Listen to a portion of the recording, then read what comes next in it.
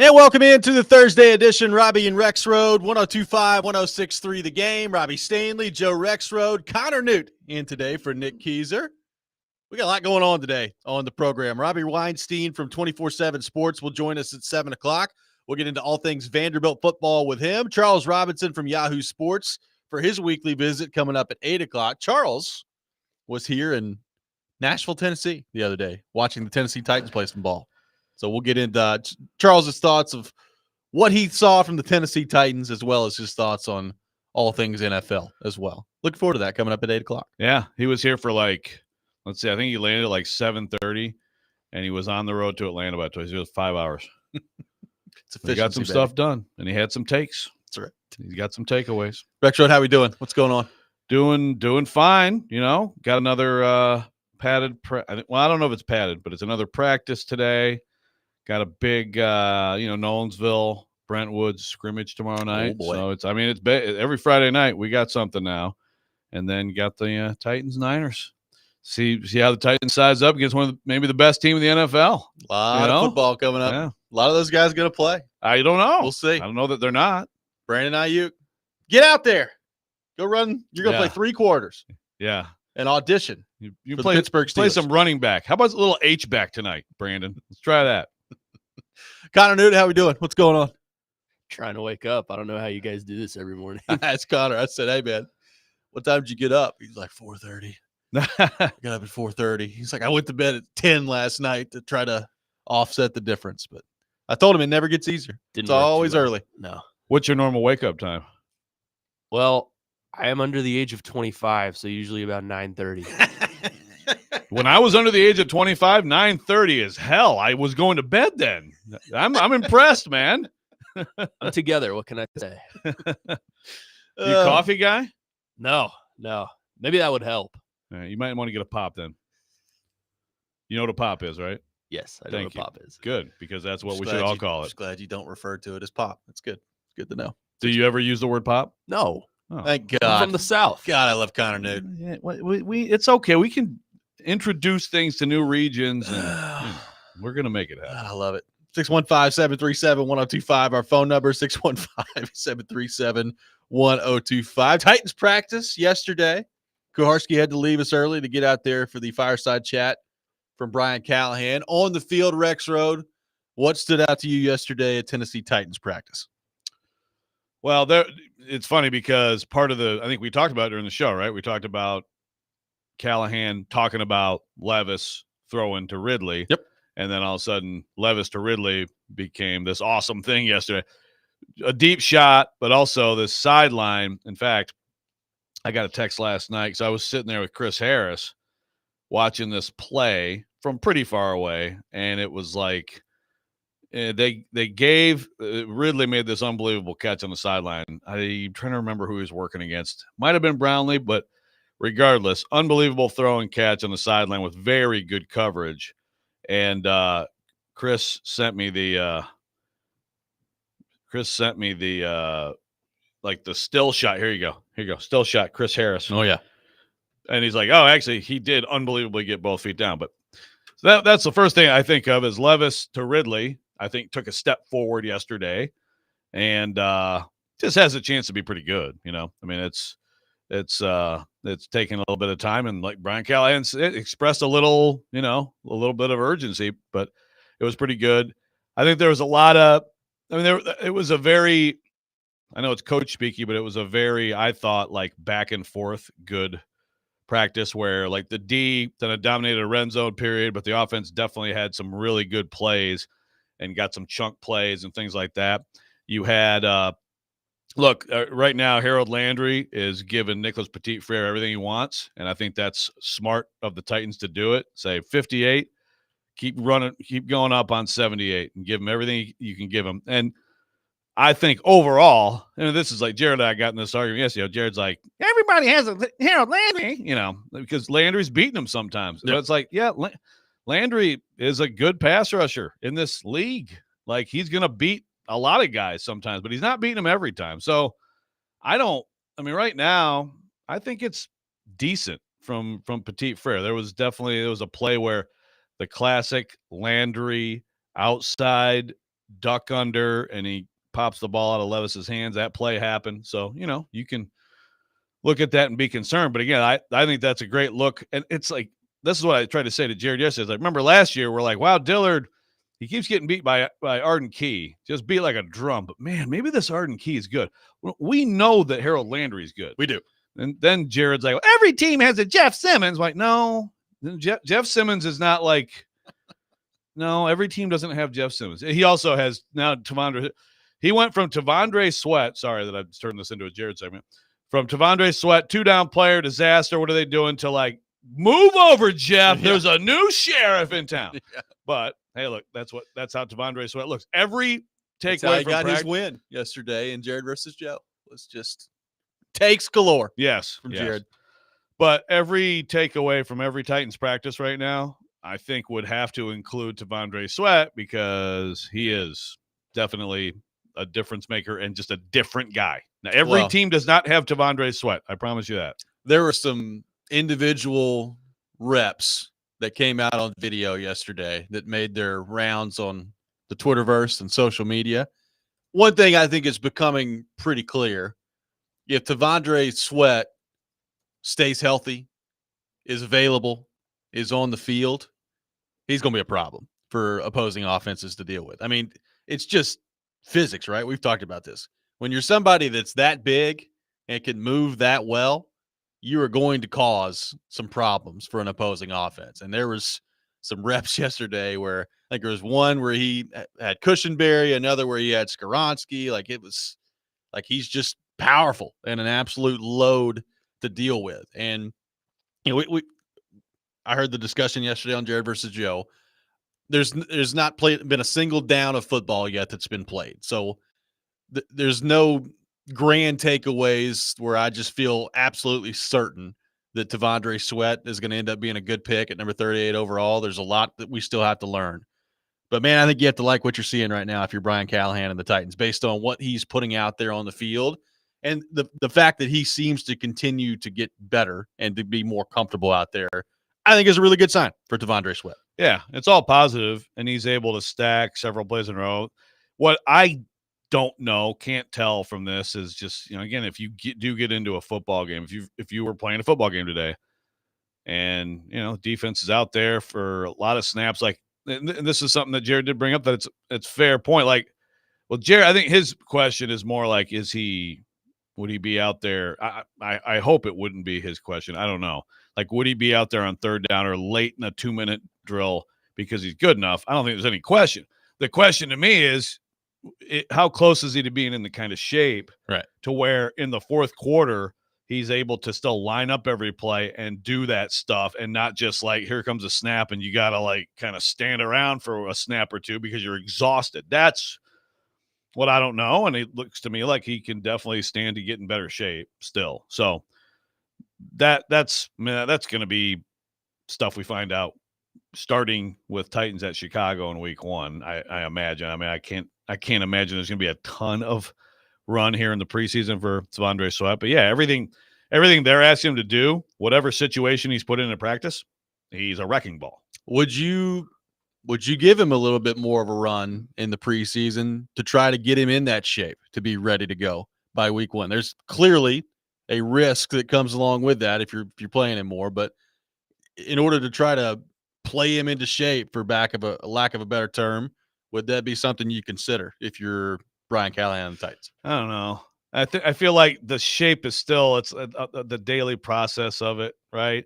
I mean, it like if you're in a game and you can get on one of those drives that's a long drive. I mean, I guess it's like, hey, let's let the offense get some first downs and let's really test this guy, know? But I mean, I don't know. Play 15 yards off the line of scrimmage, guys. Yeah. All right. Yeah. It's like when you're letting somebody score late in the game, so you can get the ball back or whatever. I don't know. I think I'd probably err on the side of if that guy misses time, like it just changes the composition of their defense. It's, then all of a sudden it's like Simmons and some other guys. And, they got some guys.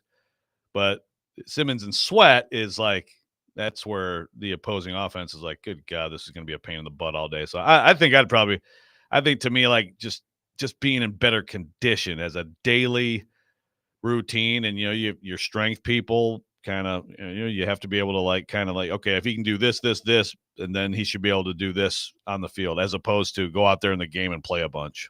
Well, and also, like, you want him to be impactful right away, but he doesn't have to play 65 defensive snaps against Chicago. I mean, the hope would be as the season goes on, and I mean the weather starts to get colder, and he gets more snaps under his belt, that continues to build as the season goes on. Now, I thought you brought up an interesting point yesterday, which is kind of fascinating to think about. Like, this is camp, and camp is designed basically to get you into shape, right? Like, you're practicing every day, you're doing conditioning, you're doing all those things, and it doesn't really it's just not really the flow once the season goes around. A lot of it is about maintenance and making sure that your body is healed up and ready to go by the time the next Sunday rolls around. So how much progress are you going to be able to make in terms of getting into shape then if you're Devondre Sweat? And look, it's not like he's in terrible shape right now, obviously. Like, he's making plays on a daily basis out there in camp. So I don't think they're like concerned with where he's at, but there's always room for improvement there. But it is going to be interesting to see how he handles that as the season goes on, because the camp flow and the camp schedule, and once you get into the season and practices and recovering from games and all that stuff, two very different things. Yeah, I mean, and it's funny because guys who aren't struggling with their weight, sometimes they'll say it's actually hard in season to keep weight on, but yeah, right now there's such an emphasis on, and Jared brought up the point too. Like, everybody's, in camp, everybody's together, and it's a lot more. I mean, it's like a work retreat. It's like a super long work retreat. And so now it's like, okay, now everybody go off to your offices and you working remotely part of the day and stuff like that. So, how do you, is he going to be able to like keep it at a good spot or even get better as he goes? So I'm looking at Jeff Simmons snap counts like last year, yeah, he's like 53, 45. He's he gets up to, he had a 72, which was 90% of the snaps in week 8. Yeah. So he's at 92, 91. I mean, I don't think Sweat's going to be there. I look at Autry's and he's more like, he's got a 60, a 44%. I'm talking 59%, 64%. And that's probably, even though they're totally different players and it's a different dynamic, I think that's, if the Titans could pick, it'd probably be similar to that he'd have a similar snap count, a little less than Jeff, but still a lot. We're off and running today on Robby and Rexrode, taking your thoughts on our phone and text lines, driven by WilsonCountyHyundai.com, 615-737-1025. Another guy on the offensive side of the ball making some plays that I am really, really intrigued to see how he does this year. We'll get into that coming up next. Robby and Rexrode, 102.5, 106.3, The Game.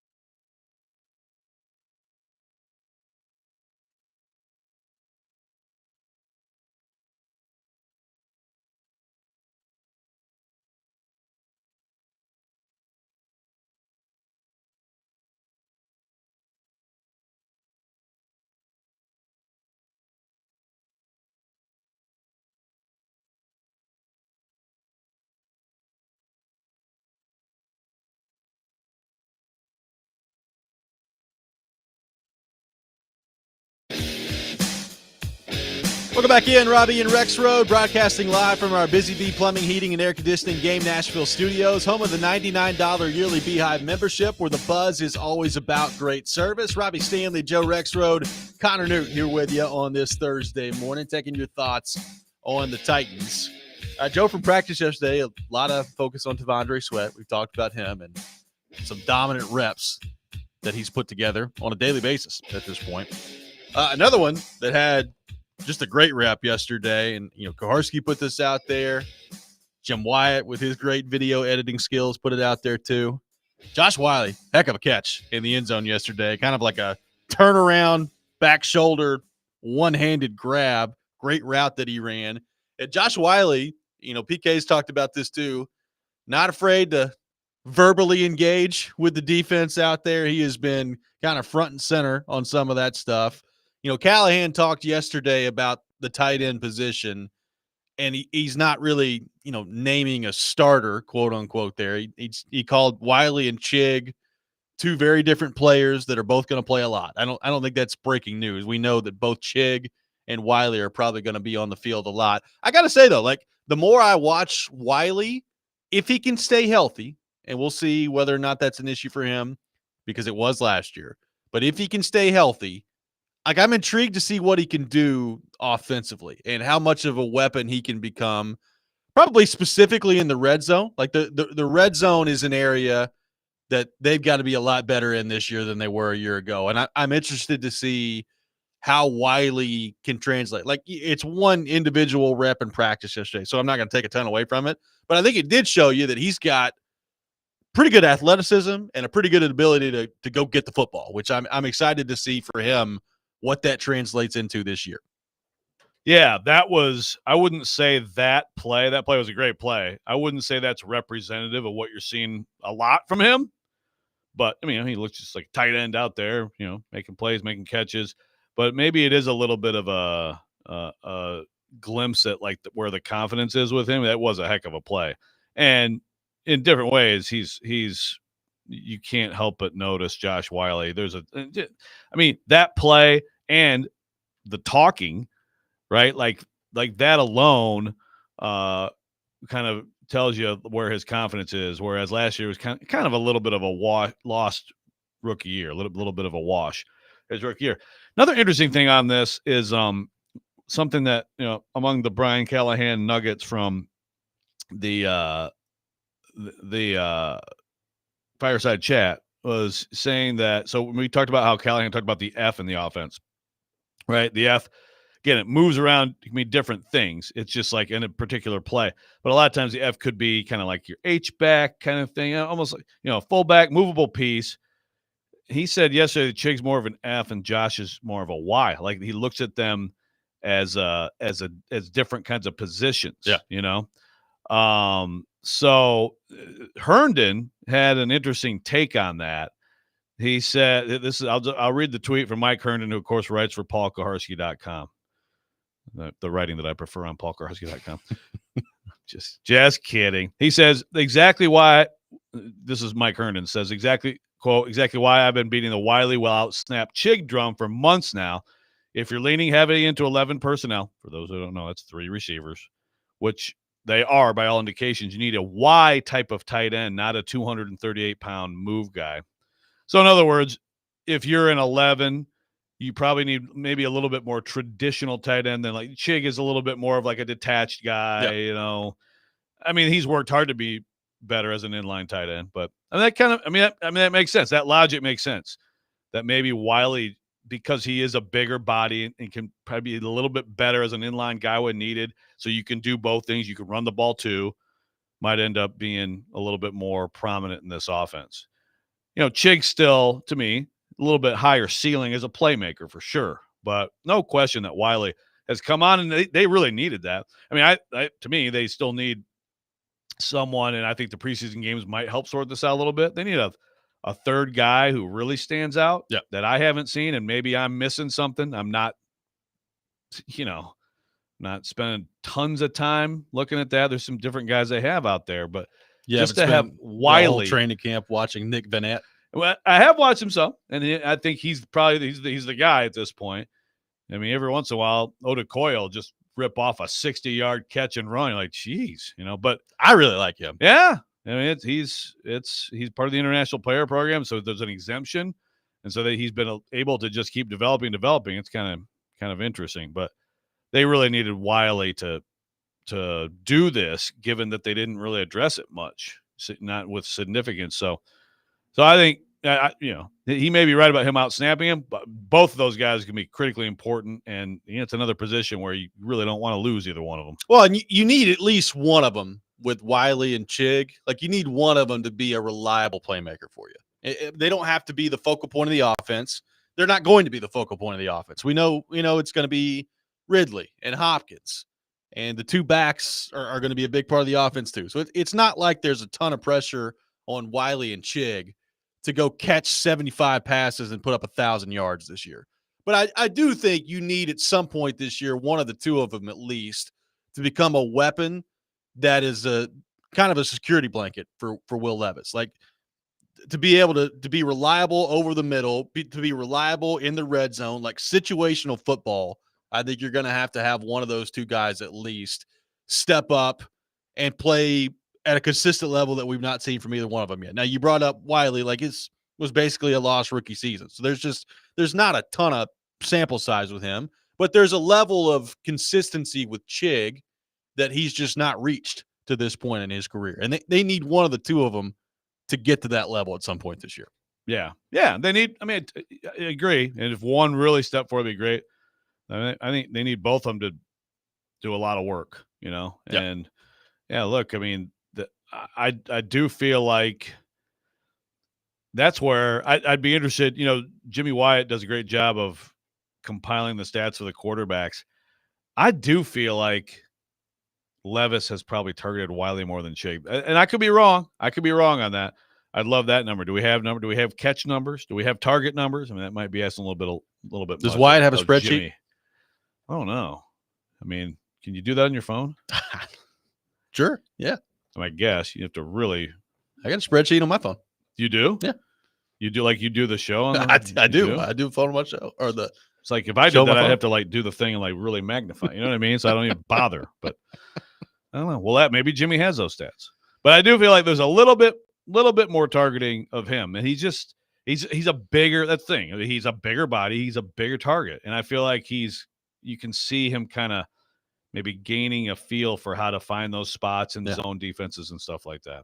Chef Rand, tight ends must do in the YouTube chat. First off, a great nickname. I don't know if people call him this or not, but they should. Wile E. Coyote.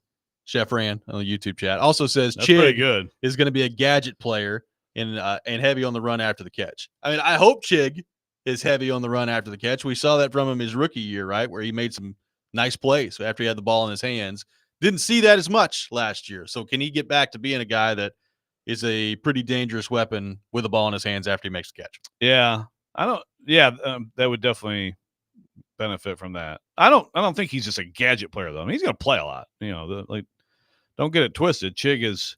I think it's tight end 1A, tight end 1B with these guys. So, but maybe Wiley get more snaps, maybe a little more prominent. I think that's possible. What's all this talk about me being a traitor? What is this? I got it. Somebody on YouTube says I have it on good authority that Joe was chit-chatting with a national reporter, not on the field. How do you address these heavy allegations? How committed are you to the game? Are you looking for a new job? Perhaps one where you don't have to see a certain someone every day. Either referring to me or Stillman. I don't know which one. Or Keiser. I I have to see Big Joe every day. He could also be in that list. Could be. No, not looking around. All is well. It's good to know. Yeah. But is that talking about Charles? Oh, Rappaport. You're talking to Rappaport the other day. Yeah. Ian came up and talked a little bit. Nice. He was talking about his horse. Oh, good. Because he has a horse. He has a horse that actually I think he's going to race in Saratoga or something. Yeah, good for you. Wait, go. I might buy one too. Rexrode's horse empire. So I was not talking about a new job. I was just talking about possible horse purchases with Ian Rappaport. I like it. 615-737-1025. Our phone number, 615-737-1025. An interesting day with the NCAA yesterday going after Jim Harbaugh. We'll react to that. Also, do I detect some Nico disrespect. We'll get into that as well. Uh-oh. Robby and Rexrode, 102.5, 106.3 The Game.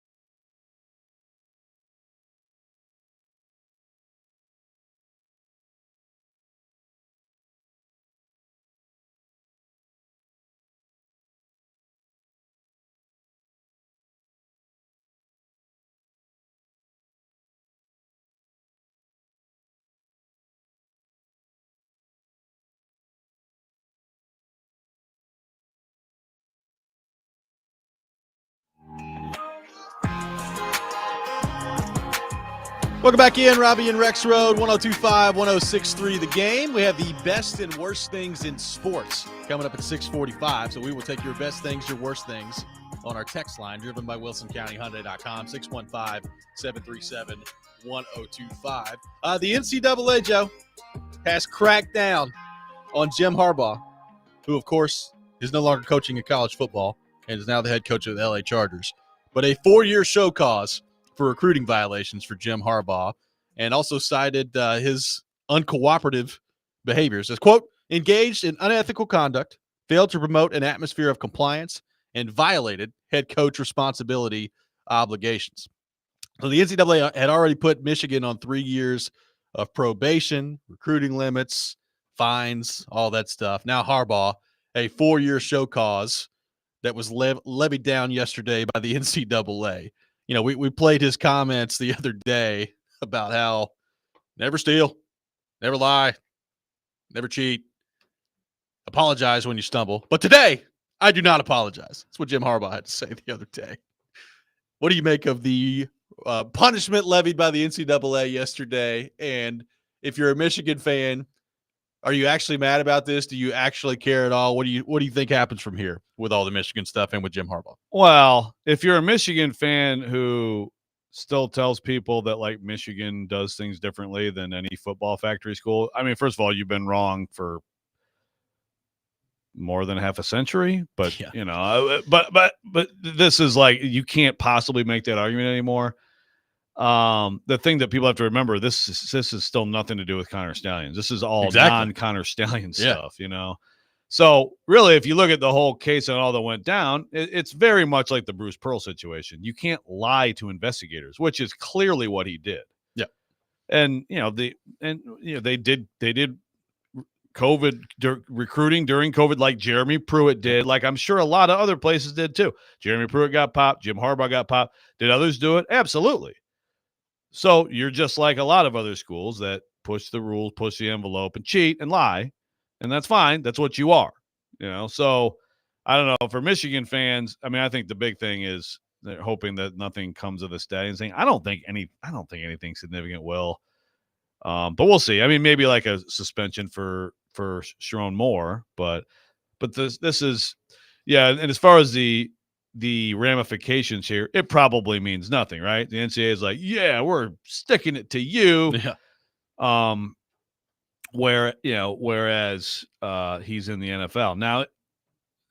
Of course, if it does go bad with the Chargers, you know, like it just goes real bad. And I mean, Harbaugh wears on people, and it just doesn't work out. And he's looking for a job in 3 years. Now that's where it's a problem for him. He's unhireable as a coach. Like his first year, he could not do anything. Yeah. He could not like put on the polo of the team that he's coaching, you know, his first year. So that makes it difficult. Another thing that's interesting here, and this came up. Someone found this tweet from Desmond Howard, which is brilliant. Okay. So if you remember the Jim Tressel issue from you know, the tattoo gate stuff with Ohio State, which again, it all seems hilarious now. But Jim Tressel actually was suspended. He went and did some job. I forget what his job was with the Colts. We went to the NFL, and it was like some kind of a support job, but he got suspended for 6 games. The NFL basically took on what college football says, all right, we'll do that with you. Here's a Desmond Howard tweet from August 18th, 2011.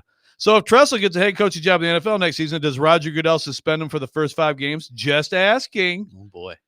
So, you know, I suppose you can turn that on Harbaugh now if you like, right? I mean, that'd be a bold move by Goodell to suspend a head coach for something he did in college football. I mean, it seems ridiculous. Yeah. They did do it. I know. They did it with the Ohio State guy. So why don't they do it with the Michigan guy? You know, frankly, and the situation is like, I mean, this stuff is dumb. It's like bought this or that. And, you know, again, none of this stuff is like, oh my God. The Connor Stallion stuff is pretty blatant cheating. Yes. That 49-26 Harbaugh before Stallions, 40-3 Harbaugh after Stallions on staff. Coincidence? Yeah, I'm sure. It's just pure coincidence. But the thing is, I still don't think you're going to see anything significant from that. We'll see. I mean, a vacated title would be, you know, everybody calling Michigan cheaters would I guess enjoy that. Yeah. Right. But we still saw him win the national title. The team was good enough to win the national title. Yeah. I mean, that's the thing. Like, I think last year, all that stuff was coming out early in the season, and they still ran through. They won all the games after that. Yeah. So it's not like they weren't good enough to win, but it does make you wonder about like the breakthroughs before that and getting to the college football playoff just absolutely destroying TCU the way or not TCU, but who did they beat? Well, No, they got killed by TCU. Well, so yeah, the TCU thing was because apparently TCU got tipped off and they changed all their stuff. They changed all their stuff, and they couldn't Michigan was totally stymied by what they expected to see. Yeah, yes, exactly. So it's going to be interesting. I mean, there's more too. It's like Jim McElwain up there at Central Michigan. Yeah. It's like, so why'd you let that dude on your sideline with little sunglasses for that game? There's really a lot sneaky, to this. And you can talk about Tennessee and South Carolina because couldn't stop them that night. It's pretty interesting how they just scored touchdowns every time they got the ball. Yeah. Pretty wild. It is pretty wild. On the ESPN front, so I was scrolling through, it's college football camp season. Going through some articles yesterday, getting excited for the year. Bill Connolly, who does a fine job at ESPN, put out basically his his 25 most important players as it relates to the college football playoff. And they break it down into different categories. There's transcendent stars, spoiler quarterbacks, non-QB transfers, who needs a breakthrough and ready for a big leap, and contender quarterbacks. So there's a bunch of different categories.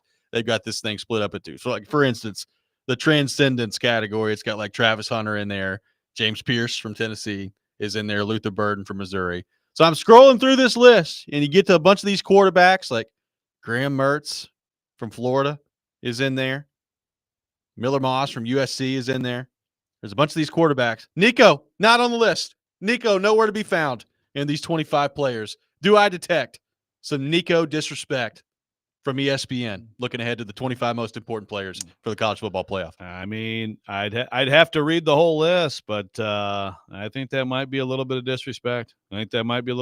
Disrespect. Fringe team. I guess maybe they just don't think the Vols are good enough at all. But if you think that they're a fringe team, I would think he'd be someone to consider for that. They got James Pierce in there. Just saying. Yeah. I guess you're not going to do two. I guess you're not going to do two from. So it's kind of maybe instead of disrespect, maybe it's like misunderstanding. Like, look, James Pierce is great, but if they lost James Pierce, like they have enough talent up front, I think, to still be good. And it still comes down to how good is the offense. Still comes down to how good is the secondary. It would be a huge loss. They lost Nico. Okay, we'll see you in the Music City Bowl, right? I mean, I think my favorite is the spoiler quarterback section because they've got like Haynes King from Georgia Tech and Graham Mertz from Florida. I'm like, okay. I mean, Graham Mertz, I guess, could be a spoiler, but he'd have to go on a heck of a run. Have you seen their schedule? He'd have to spoil things very, very hard. So is that like spoiler? So that's just spoiler, not like they're a dark horse. That's like they're just screw other Miller people Moss up. from USC, which I guess they could be a dark horse. I don't know that I would consider Georgia Tech a dark horse. No. And Florida's schedule is going to make it very difficult. Well, maybe that's is that what it means? Because they play all these teams that are good? That's a weird one. I hate the list altogether. Your list is horrible. Get better. Be better. But yeah, James Pierce, I saw a piece the other day about Joshua Josephs, which is funny because I remember when they were freshmen, I thought it was really close between those two. Yeah. And like Josephs has faded now, but Joshua Josephs, in my opinion, is also a guy who's good enough to play in the NFL. Now I don't expect him to be a first round pick or something like that, but he's really talented. Like, what if he sort of, kind of emerges and rises as he's watched Pierce become this, number one overall pick talk, I think is a little wild, but whatever. He's a top half of the first round pick. I'll tell you another guy that I think is going to play a significant amount that I'm interested to see. Caleb Herring, who high recruit for them. Mm-hmm. He put on 45 pounds this offseason. He went from 205, which was small for that position you're trying to play. He put on 45 pounds. He's 250. So I'm interested to see what that translates into. They were talking to him the other day. He was eating over 5,000 calories per day. Had like 2 protein shakes per day and a whole bunch of other stuff. 5,000 calories per day. That's pretty good. But when Katie and I went to New Orleans before the LSU Tennessee game, we were above 7. I just want to put that out there. We had a 7,000 calorie day. Thank you. It's impressive. I mean, you could do that in New Orleans. Oh yeah, pretty quickly. You send a kid to New Orleans. Some beignets down there. Yeah. Got some. The number one player on his list, I will say, I agree with. Will Howard, Ohio State. We talked about that the other day for quarterback. Like, if you're starting quarterback at Ohio State, the roster is absolutely loaded. How's he gonna react to that? How's he gonna play this year? If he's really good, then they're gonna be right there. Yeah, absolutely. No, I mean he's a no-brainer. I see that a lot of people think ESPN hates Tennessee. Did you know that? ESPN hates Did you know Tennessee, ESPN hates Tennessee? and apparently they've always had it against Nico. They've had, according to an unnamed texter, they had him rated lower as a recruit than any other recruiting site. I mean, someone has to, right? I would assume. Like one, like unless, and I don't know, maybe they had him way low. If that's the case, then we can talk. But someone had to have him lower, the lowest. It's always like these Right. player ranking stuff is always like we talked the other day. Faison Brandon, the recruit that Tennessee landed, is the number 1 overall player on 24/7 Sports. Yeah. On 3, he's number 10 overall. So it's like, Okay. What's the difference? Right. I mean, you're talking about, these guys go to camps, but they play in all different levels of high school football. And, there are some years where it's pretty obvious, number 1, number 2, but number 1 to number 10 range isn't really that big, It's really not. Right, yeah. You're talking every position at that point. But I believe you all that ESPN hates Tennessee. 615-737-1025, our phone number. Coming up next, it's time for the best and worst things in sports. We'll take your best things, your worst things on our text line, driven by WilsonCountyHyundai.com. Robby and Rexrode, 1025-1063, The Game.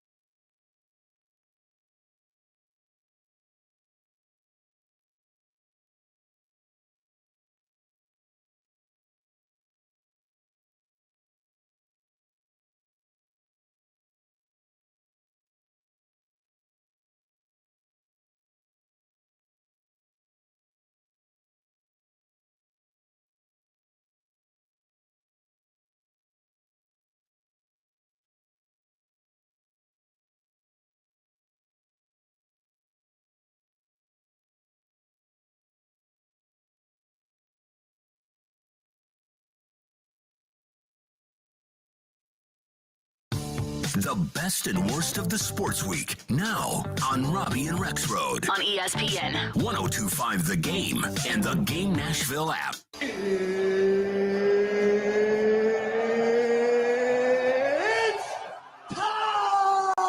This is the worst. You look like you're feeling sorry for yourself. I don't even miracles yet. He's one of one. He is him. This is a Coke bottle. It's not a crystal ball. When I woke up this morning, I was feeling pretty dangerous. Okay, let's go. It is that time of the week, time for the best and worst things in sports. We'll take your best things, your worst things on our text line driven by WilsonCountyHyundai.com, 615-737-1025. Joe Rexrode, kick us off with your best and worst things in the world of sports. Always, as long as the Olympics are going on, always a lot of best possibilities. I could go back to the well with the GOAT American athlete of all time, Simone Biles. Incredible performance, but I've gone to that well a lot. I'm going to go Noah Lyles. Just an incredible performance from him to break the 20-year drought for the United States and winning the 100. That was Justin Gatlin. Ball, right? Justin Gatlin. Oh, yeah. VFL, Justin Gatlin in 2004 in Athens. Incredible race, beating Keyshawn Thompson in Jamaica. I mean, again, if you look at it like as a photo finish, and it is about, a lot of people learn this, it's not the foot, it's the upper body, and he leaned over and he just beat him by 0.005 of a second. It just like in terms of the achievement, but also the greatness of that particular competition. I mean, the 100, it's fast. I think it's one of the great things that we have in sports. So that's my best. My worst, I'll go back to the on Harbs, the old Harbster. You're just full of crap, man. You're a cheater. He's a cheater. And again, you can absolutely rationalize it and say, yeah, a bunch of other coaches were recruiting during COVID and all that stuff. And that's true. But again, you try to play this moral high ground, and that's him, and that's his alma mater too, and it's just gone now. So please stop. I mean, a lot of this is funny, and nothing will ever probably really come of it in terms of punishment to him as long as the NFL goes fine. And I don't think much is coming to Michigan, which is fine. And the NCAA is toothless, and that's all still a good worst in sports candidate every week too. But Harbaugh's response to this is just comical, and no one other than a complete Harbaugh sycophant buys that crap at all. Is he attacking each day with an enthusiasm unknown to mankind? That he is lying with an enthusiasm unknown to mankind. It's good to know. It's like being in the womb. Yeah, that's right. Yeah. He's had some doozies Tell in there. us more about that, Harbst. Connor Newt, your best and worst things in the world of sports. Okay. My best, I'm going to go a little more local. They're doing some renovations over at my Middle Tennessee State University. They are. Especially in Floyd Stadium, where we will see a new Derek Mason-led Blue Raider team, including a new video board that was just released. Yes. Photos of that. Pretty cool, to be honest with you. Gray. It's got some almost like a steel texture to it. It's pretty cool. So we were out there the other day. It Yeah. was very impressive. Yeah, I'm excited to see that, especially on my walks to class. I pass that every day, so that will be interesting to see. My worst, I'm going to go to Seattle Seahawks practice yesterday. There were reportedly That was bad. at least 5 fights, Yeah. including one. You could see the video on NFL Network, I think.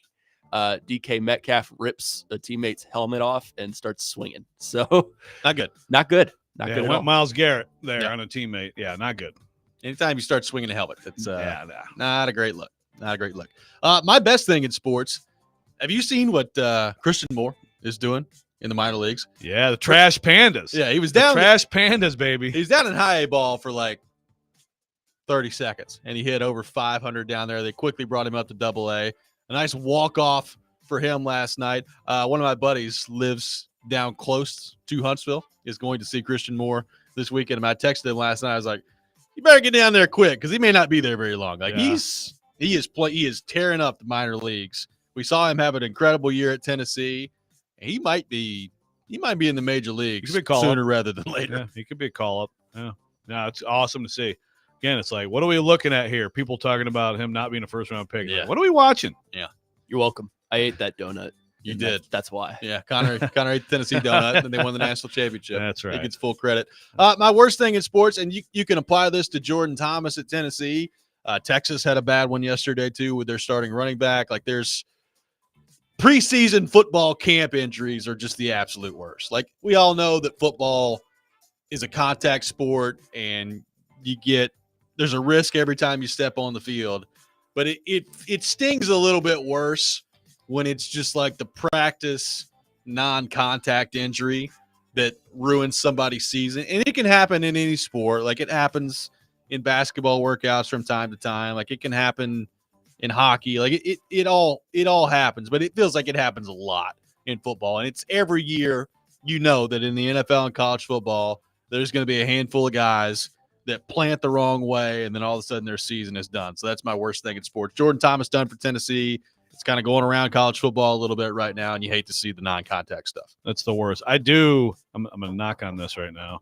I do feel like it hasn't been as bad in the NFL in terms of key players yet as it seems like it is. You know what? Also, it seems like in the NFL, like there's a lot of early, like week 1 and week 2 season enders. I feel like we've had that, like whatever week it was, like with Cousins last year, and just too much of that. But I'm with you. It's the worst, and especially because it's like if someone gets hurt in the violent contact of football, that's part of the deal. But the weird plant on a practice field is terrible. And a lot of times it's moves that you've done a billion times, and it's just that one time where something goes wrong or your cleat gets stuck in the grass or whatever it is. It's very random the way those things happen. Ben on the text line says the best in sports for me is my uncle's stepson making his MLB debut. That's nice. awesome. Give us a name. Yeah, give us a name. Give us a team. Congrats. I got another text that says Metcalf, Mason Rudolph, and Big Jeff all going to be on the same field next week. They get a little spicy. Mason, I hope Seattle's getting the fighting out of the way now.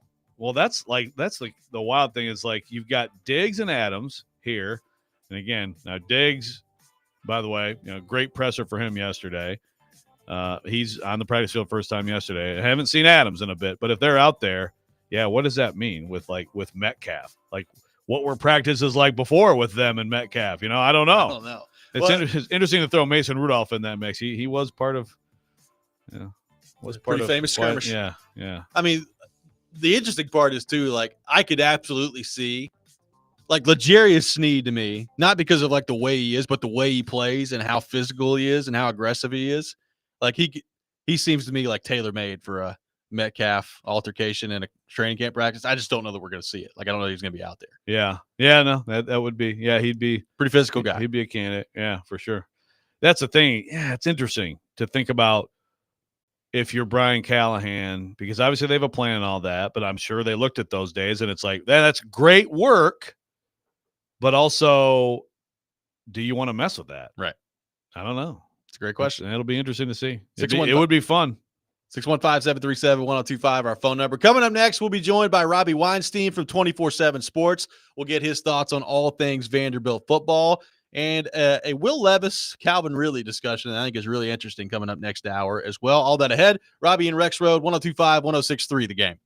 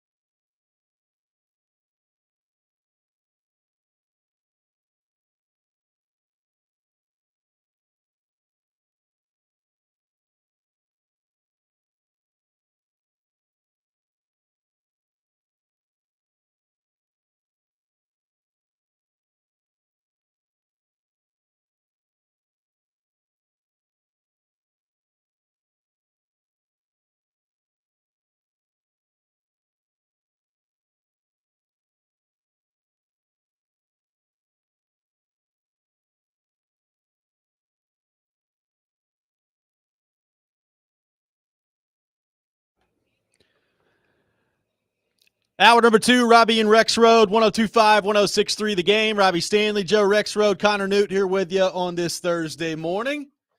Talk a little Vanderbilt football, and to help us do that, we go to our 102.5 The Game phone line, driven by WilsonCountyHyundai.com. Welcome in our friend Robby Weinstein from 24/7 Sports. Robbie, good morning. How we doing? Hey guys, I'm doing well. I'm excited for football season. I found myself watching some Olympic powerlifting yesterday. It's so boring. I think I realized, wow, we really need football to get here. If you're watching powerlifting, that's not a good sign. I don't know that I've made it to the powerlifting part of this yet, Joe. Nor have I. But there are a lot of good Olympic sports we can all agree on, right? Like badminton, which is awesome. Rock climbing. Rock climbing is pretty sweet. Rock climbing was pretty sweet. Have you seen that, Robbie? I haven't. I've missed that. That's kind of cool. The extreme rock climbing is unbelievable.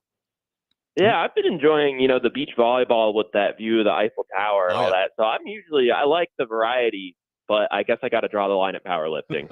It's probably fair. Probably fair.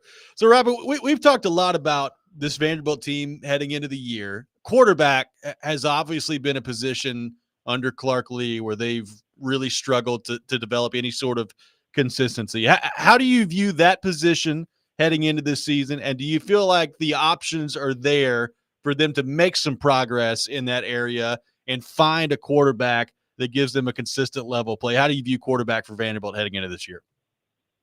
I think at least it's going to fit better with what they want to do. Like last year, they're not going to have anybody like A.J. Swan, who last year, honestly, I mean, he has a really good arm. The decision-making wasn't there. But I think it was just very clear with how limited their offensive line is that they were going to need a quarterback who can run and a system that caters to a running quarterback. And so either Diego Pavia or Nate Johnson, I mean, they're both good runners.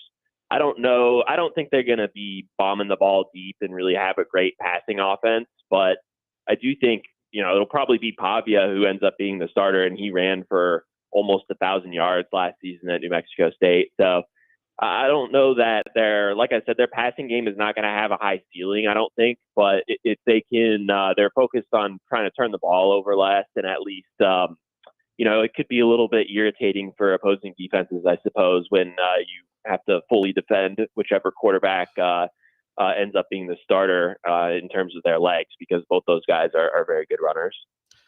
So I've kind of assumed Pavia would be the guy, but Nate Johnson is an intriguing prospect too. Like you said, we're going to see a lot of QB run stuff. What else? And obviously, Clark Lee fell in love with this Tim Beck offense and a lot of what was going on at New Mexico State. How would you describe it to fans? Like what stands out about this offense? They went into Auburn last year and hammered them. What about this offense is unique or special?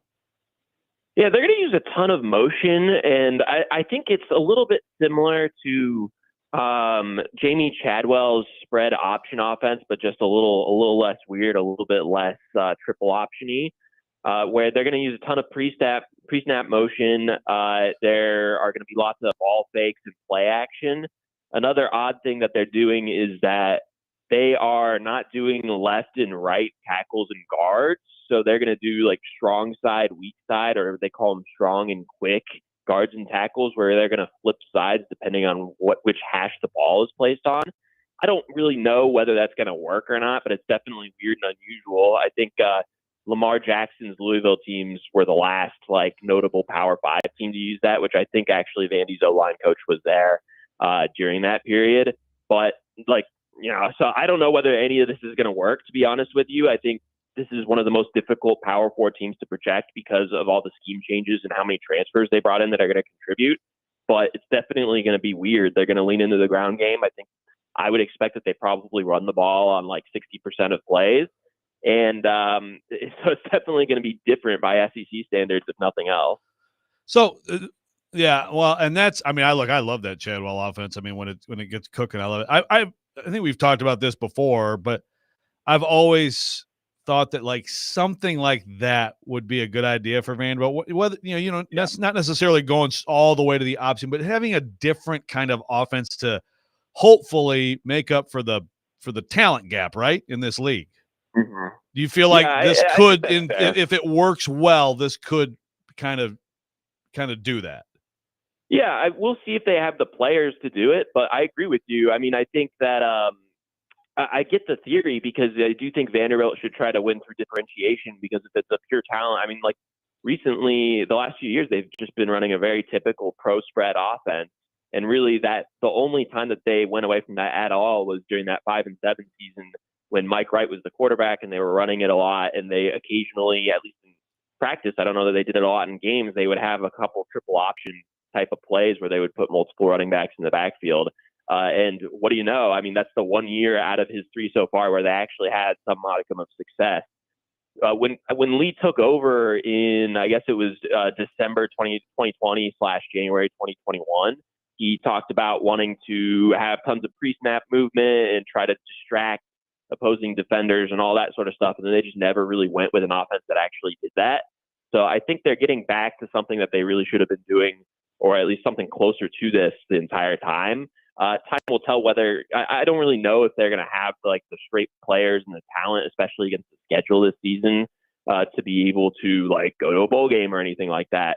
But I think that in terms of the process, this looks a lot more like an offense that I personally would prescribe to a program like Vanderbilt. Robbie Weinstein with us here on Robby and Rexrode. So looking at the defensive side of the ball, we know that Clark Lee going to have his hands all over that this year, taking on the defensive coordinator role in addition to being the head coach.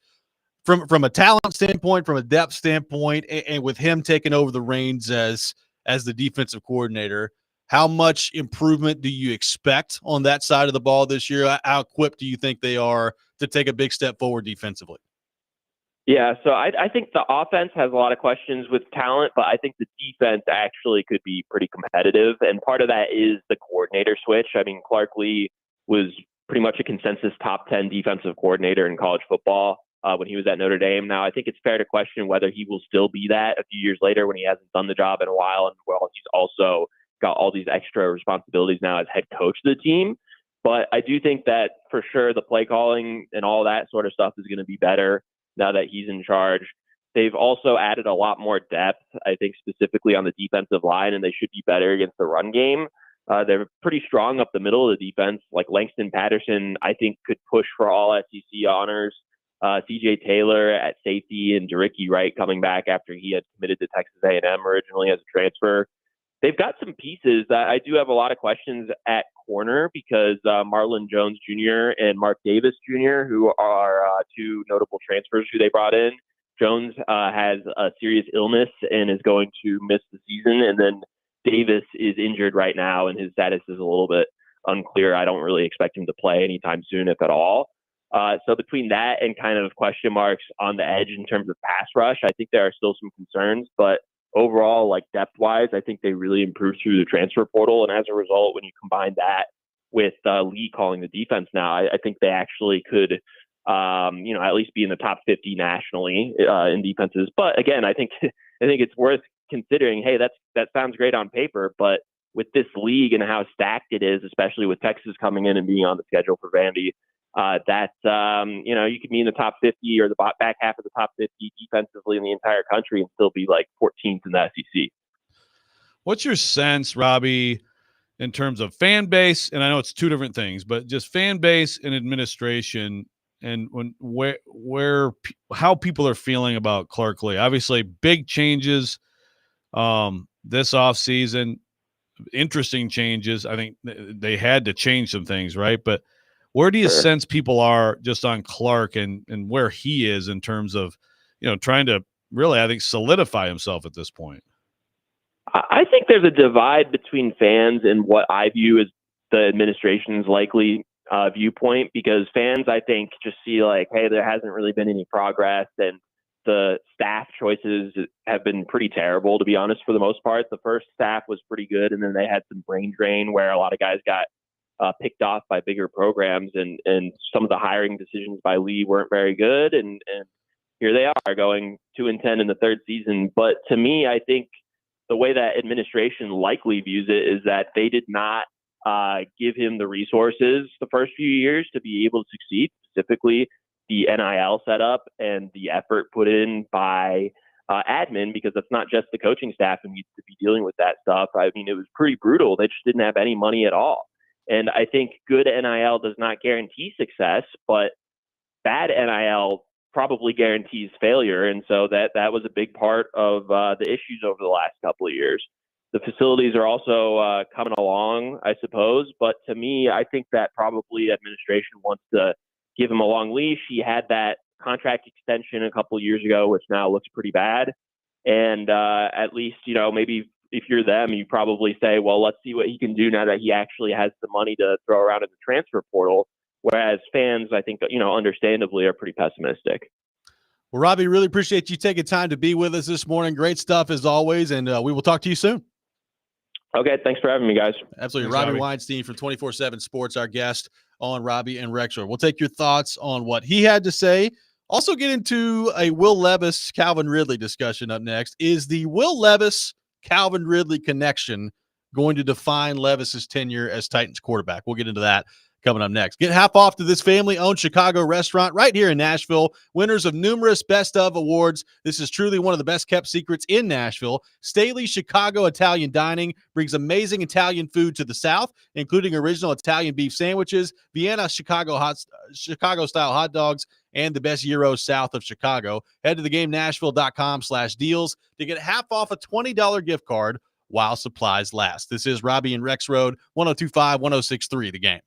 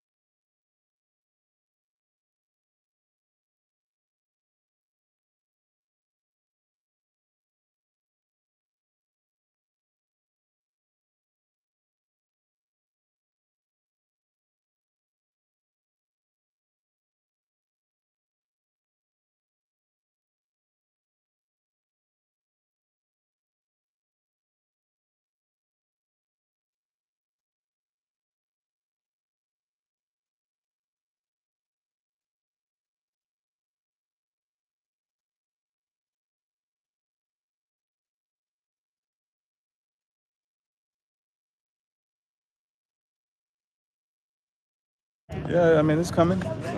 We've been throwing deep balls almost every day. Today we threw a couple of them, connected on them. I mean, just throwing it up and coming down with it. It's just pretty. He's pretty good at throwing a deep ball, man. Even if he's doing a great job with the deep ball. We're doing a great job. What worked on that last deep ball and team that you guys connected on? I don't think it was no different than that post he threw. I just ran. I mean, he's putting it out there only way I can get it. That's where we should have put it, so no one can get it but I. And I think he's doing an amazing job. You think he's still learning your speed? Are you faster than maybe he thinks you are? I don't think I'm just faster than everybody. I think my play speed is pretty fast. I think I play fast. So I think he's getting it. I think he's getting it. I mean, with the film part, I mean, we're trying to figure out what we can do. I'm changing my feet. I'm doing a lot of stuff so that I can be a step slower, faster, or whatever, so that the time is getting there. But I think just the reps, us getting these reps. I told coach, don't take me out. Let me get the reps. I mean, I'll deal with it another day, sore or not. But I just want to run for him, show him when I'm fast this day. I might be slow the next day. So I just got to get the reps with him because every day is not going to be the same. His arm may be strong today, a little weaker tomorrow. I might be running fast, So it's a feel good thing too. So I like today. Today was a positive day. Let's see tomorrow. That's Calvin Ridley yesterday, coming off the Titans practice field, discussing the connection between himself and Will Levis. Joe, we've talked a lot about that in camp. Obviously, Ridley has the ability to go deep. He has the ability to make big plays down the field. It's going to be more than that. Like, he's going to have to be, a big option for them in the intermediate routes as well. But I was thinking about this last night. Like, we know the receiving core as a whole beyond this year is a big question. Is Hopkins going to be back? What does Burks do this year? Boyd's on a 1-year deal. Like, we don't really know what the receiving core is going to look like beyond this season. We do know that Calvin Ridley is going to be a part of it. Ridley has signed the big deal. He's going to be here this year. He's going to be here next year, probably the year beyond that. And when you start to project out with Will Levis, for me, it's really hard to get beyond this year and next year. Now, if things go really well, that's when you start to talk about the quarterback of the future. But it's this year and next year where you're trying to determine what he is and whether or not he's your quarterback of the future. And I had the thought last night, like, it kind of feels like to me in a lot of ways how he assimilates to Calvin Ridley and how those two gel together probably in a lot of ways is going to define whether or not he's the quarterback of the future for the Tennessee Titans. Like, it's not like there aren't other options. He's got, I think, pretty clearly some good chemistry with DeAndre Hopkins when he's on the field. I think Boyd's had a nice camp, and you kind of know what he brings to the table. But Ridley is their guy. They're paying him to be their number one wide receiver.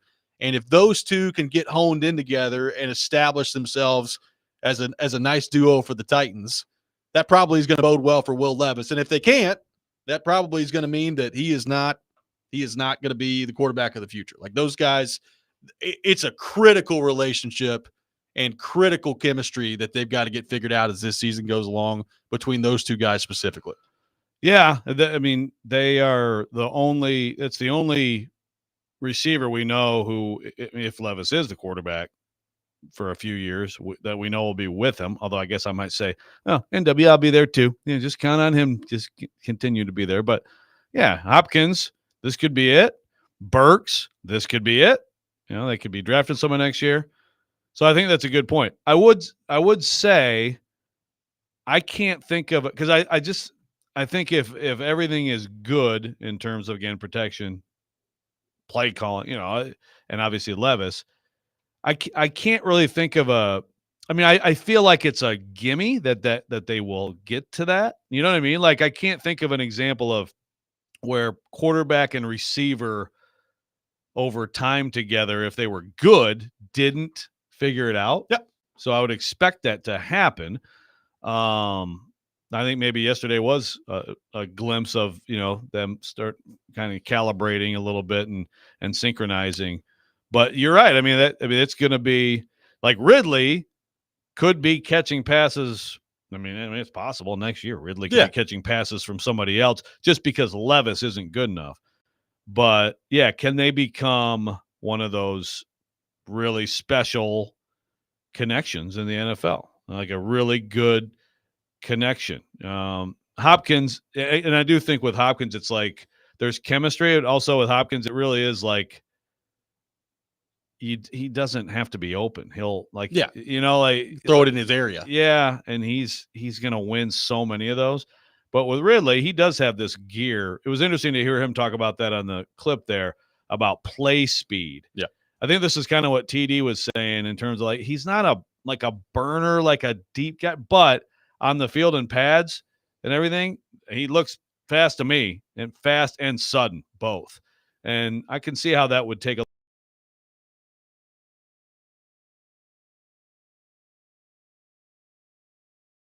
little. Tannehill had Derrick Henry, and Tannehill also had A.J. Brown in the heyday of kind of that era with Vrabel and all that. So there have been some extremely important connections and duos, trios, whatever you want to call it.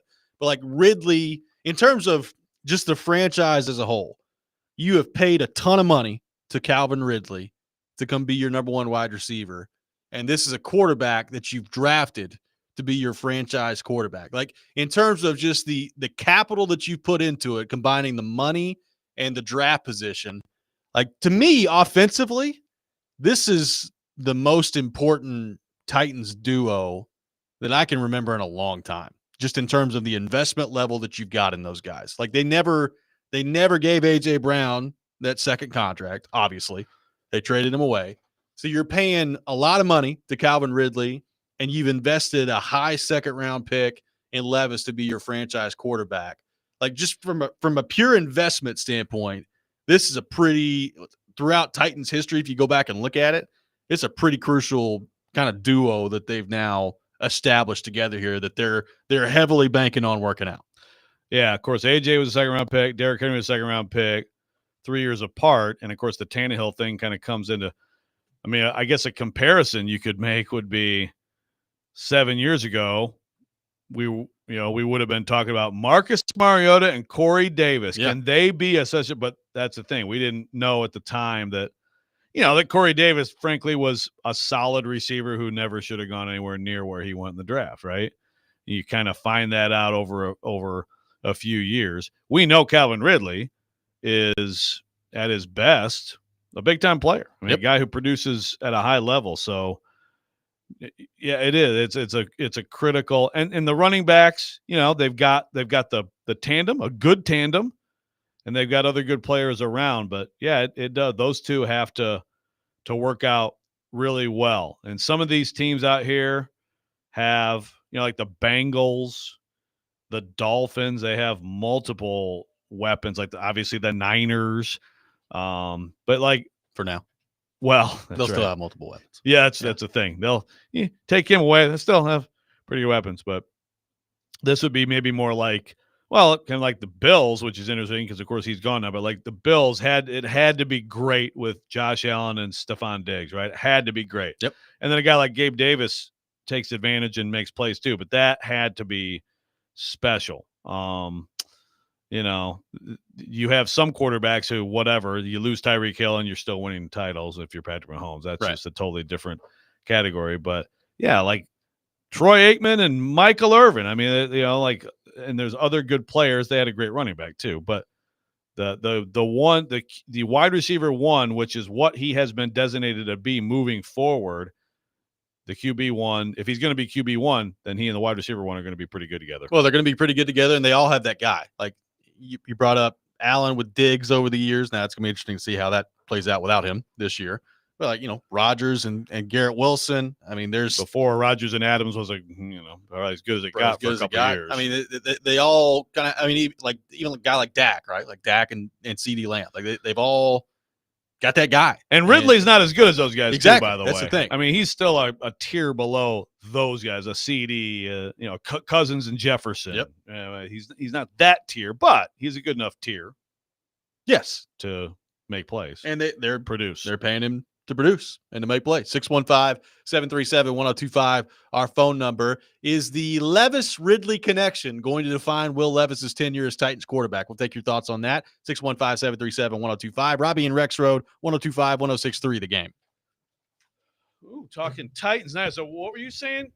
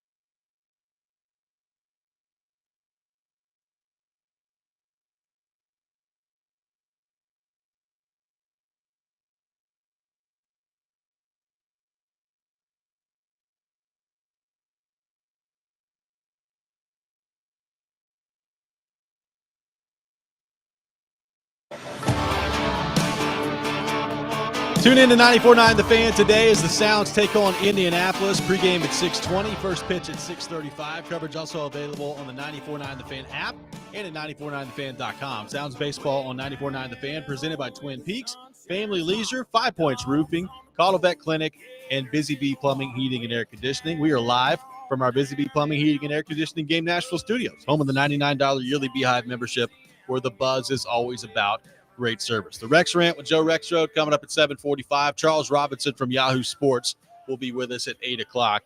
He was live in training camp for the Titans over the weekend, so we'll get his thoughts on what he saw from the Titans and his thoughts on the top storylines in the National Football League as well. Throwing the question out there, is the Levis-Ridley connection going to define Will Levis's tenure as Titans quarterback? Now, one texter says Levis and the offensive line will determine his future. Joey from Bellevue says, I think Levis should throw the ball to whoever's open. If you connect with the open guy, we should have a tough offense to stop. So a couple of texts there that don't necessarily correlate the success with Ridley to Levis's overall tenure. How do you view just the whole picture heading into this? Obviously, it's not just as simple as Levis and Ridley.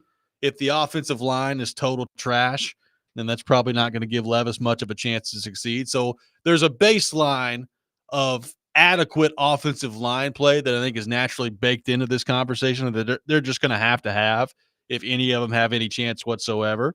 This offense this year, I think, is really interesting in terms of the weapons that they have at their disposal. Different guys, different skill sets, all of whom have proven, when you're talking Boyd, Hopkins, and Ridley, that they can get open and be productive players throughout their career. Yeah. I mean, how many quarterbacks can you think of, successful quarterback tenures? I'm sure, people can come up with some, but there aren't many to me that come to mind where there wasn't a really good wide receiver one and a really good chemistry over years. It's hard to do. Tom Brady had some years with the Patriots where, he had some really good, look, like Edelman and those guys were really good, but he had some years there where they didn't have a star receiver. And like we just said, Mahomes. Okay, so we got Brady, Mahomes. Who else now, those got? two guys also in years, and not to look, I'm not trying to take away from either one of them because they're both great. But I'm just saying, like, those guys, even in years where they didn't have top flight wide receivers, they arguably had the best tight end in the game, whether that was Gronkowski or Kelsey. Yeah. So and actually, that's a great point, because really that's kind of who those guys were for them, right? Like, they were such high-level players at the tight end position. You're talking about two of the best players ever at tight end. Yeah, for sure. That became the security blanket, so to speak, for them, and still is for Mahomes, right? So, yeah. So, and the Titans, right now don't have that guy on their roster. They have a couple good, young tight ends, but yeah, Ridley is the long-term guy that, and look, and he hopes to prove that he at this point is still a high level of wide receiver in the NFL, and we're going to see. Watch him in practice, take it for what it's worth. He's got a lot of juice without question. So can that be a really good connection over time? All the texters saying, of course, I agree. If you're, if you can't set up to throw, and you have to have other conditions in place, but that is an important one. Well, the Ridley part of this is really interesting too, because last year, I think we forget this sometimes in the conversation, and it's a fault of his own. I get it, but he missed the whole year in 2022 because of gambling. And the year before that, in 21, he only played 5 games. So you're talking about a 2-year stretch where he barely played football. And then he got back on the field last year and had 76 catches for over 1,000 yards and 8 touchdowns. You go back to 2020 when he was his age 26 season, 15 games, 90 catches, 1,374 yards, 9 touchdowns. Now, I'm not saying that that's what he's going to do here this year, but I am interested to see, like, is there another gear that he gets to this year, just from the simple fact that he played football last year, and prior to that season last year, it had been basically 2 years since he had done anything on a football field? Yeah, it's a great question, because he was really coming into his own there in that third season in the NFL with the Falcons on the, with Matt Ryan, throwing passes to him, and then just like you said, it all kind of fell apart. And for different reasons, some on him. And we can revisit this with Charles at the top of the hour, but remember, he told us a few months ago, like there are a lot of people who thought the Jaguars really botched it with him last year. Yep. And that's still, and so it was an underwhelming season. They did try to keep him by all accounts, but an underwhelming season that's still, like you said, 76, 1,000, 13 for a catch, 8 touchdowns. Okay, that's good. That's a good year. Yeah. If that's a disappointing, you didn't use him right season, what does it mean if he is, again, not making the comparison, but in this offense, he is Jamar Chase, right? Basically. He's playing that role. Yes. So I'm not saying he is him. He won't be him, okay, at this point in his career. And I'm really at no point in his career is he as good as Jamar Chase. But what does it mean if they use him and really can unleash him this year in this offense? That's the thing. And if like you said, if last year was a case of Jacksonville not using him properly and he still ended up with 76 catches, over 1,000 yards, and 8 touchdowns, does he have a season in him that is closer to what we saw in 2020 with 90 catches, almost 1,400 yards, and 9 touchdowns? Because if he has something like that in him, then that's a home run for the Titans. Like if he approaches that, then it's a heck of a signing by Rand Carthon and the Titans if he even approaches those numbers. Yeah, and if he does, I would think that would have something to say about an offensive line that is at least decent. Right. And a which quarterback is still the biggest concern, and absolutely should be the biggest concern. That is putting the ball where he needs and to Levis put it. playing well. Right. I mean, say what you will about Matt Ryan, but Matt Ryan, pretty good quarterback. Oh, I mean, with Atlanta, he was fantastic. Exactly. For many years. Exactly. So there's so much about this offense that really fascinates me, which is why I'm so over camp at this point and ready to get the real football going here.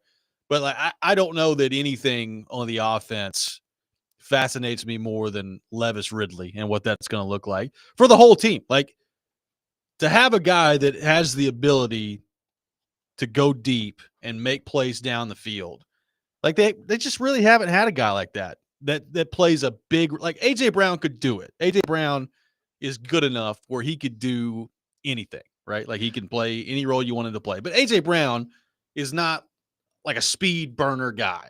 And I'm not saying Calvin Ridley is Tyreek Hill, but like their ability to go deep and attack vertically is something that I'm really looking forward to this year and to see how that plays out. Yeah, to be clear, at least for me, I'll speak for myself. I would take AJ Brown over Calvin Ridley. I would too. Okay. But yeah, it is different. And yeah, we had this kind of argument yesterday because on Jared vs. Joe a few weeks ago, Jared was talking about him as a deep threat, and TD's like, that's not really what he is.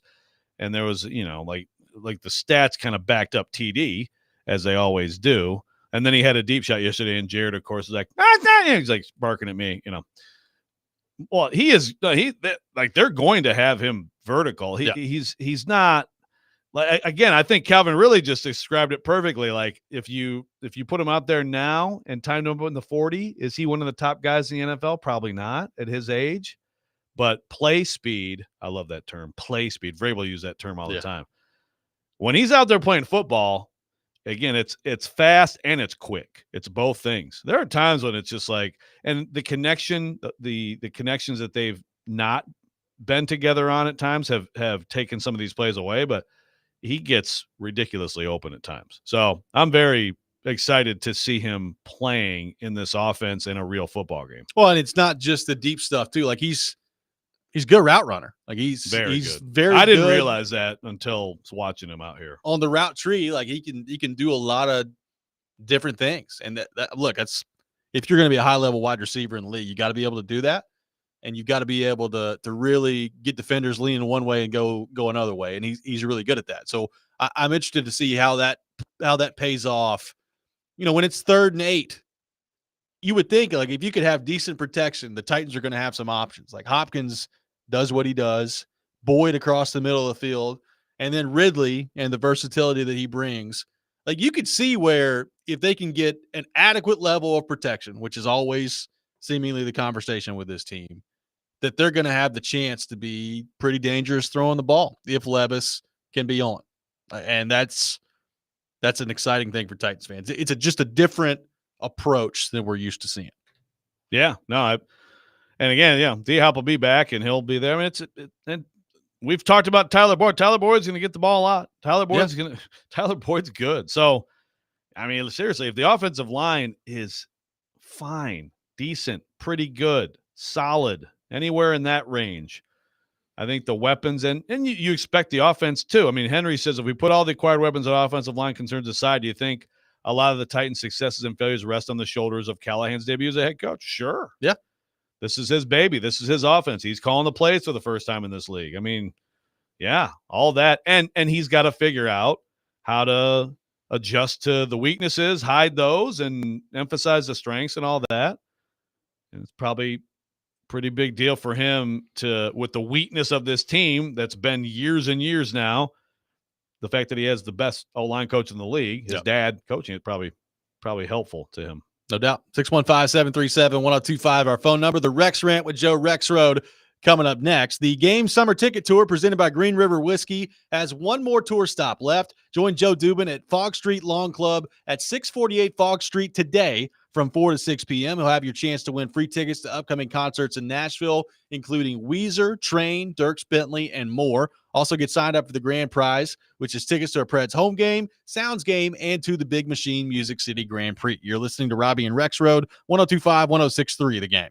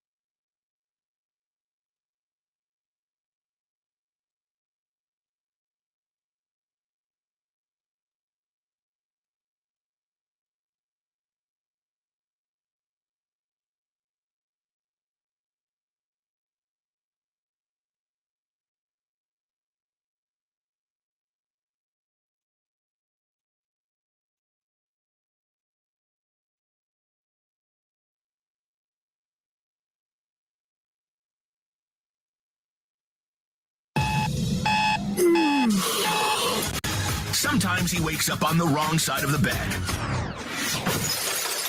And sometimes he's just, well, Joe. Awkward moment. Let's do it. This is the Rex Rant, now on Robbie and Rexrode. First of all, I ask better press conference questions than you do, and everybody knows. I know.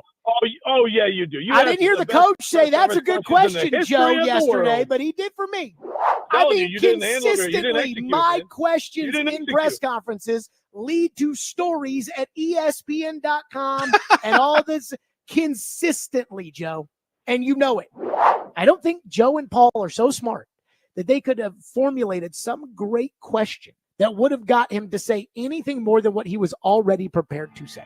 I mean, what is so? Is your favorite breakfast cereal? Do you like Fruit Loops, or do you like Corn Pops, or do you? What was that tweet about? Like, what could they have done? I guess maybe he is dumb. It is that time of the day, time for the Rex Rant with Joe Rexrode. You can check it out every morning here on the program. I think my favorite part of that whole thing. And everybody knows it. Everybody knows. And you know it. We all know it consistently. ESPN.com, the ticker. Always with my stuff. Yeah. My goodness. Amazing. I'm not ranting about Jared, by the way, but that was a nice mashup there, Connor, of some of Jared's. That's just recent. Jared's a gold mine of takes. But today, I am going to keep it to the NFL because you get a lot of emails doing this job from a lot of different people who have some of it's like, Titans fans are the 9th most loyal fan or whatever. And it's a lot of, okay.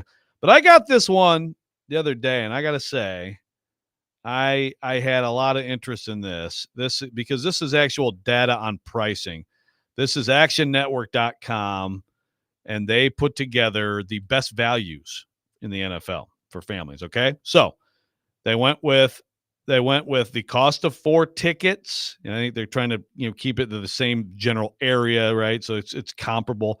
Cost of 2 beers, cost of 2 pops. They wrote soft drinks. I say pops. Cost of 4 hot dogs. So it's a family of 4 thing. Cost of parking. And then they also looked at like the child admission policy, but because, in some places, I guess at a certain age, you're in free, but that's got to be very young, right? Yeah. If at all. So all those factors. Okay. So first of all, we'll talk Titans on that. Just give me your guess. Give me your guess. I just told you 4 tickets, 2 beers, 2 pops, 4 hot dogs, parking. Tennessee Titans. What do you think the number is, and where do you think they rank in the NFL? So 4 tickets. I will say the total number $613, and they will rank 17th in the league. Not bad. Not bad. Well, let me look at 17th, by the way. 17th is 566. You're right in that category. Okay. Titans, 507, $507.96 okay. for that cost, and they're 8th cheapest. Okay. Okay. Well, that's pretty good. And that to me is about, where they should be. They should be among the top 10, I would say, cheapest, just in terms of now. This place is a very popular place for the opposing fan road trip, as we've talked about many, many times. I thought it might be a little bit closer to the middle. But, that's a good value. But here's the thing about this where I'm just like, this is just blowing my mind, okay? So, first of all, the cheapest is the Arizona Cardinals.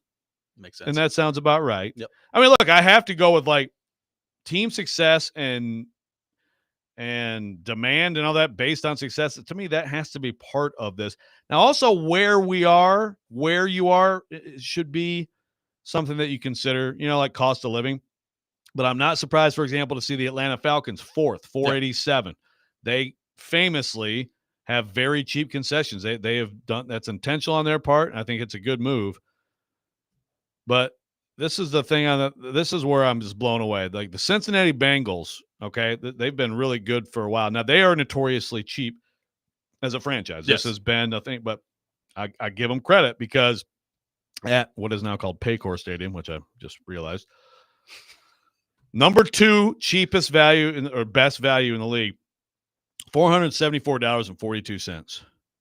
Now I'm going to go down to the very bottom of this list, almost the bottom. Number 31, The Las Vegas Raiders, Allegiant Stadium, $745.24.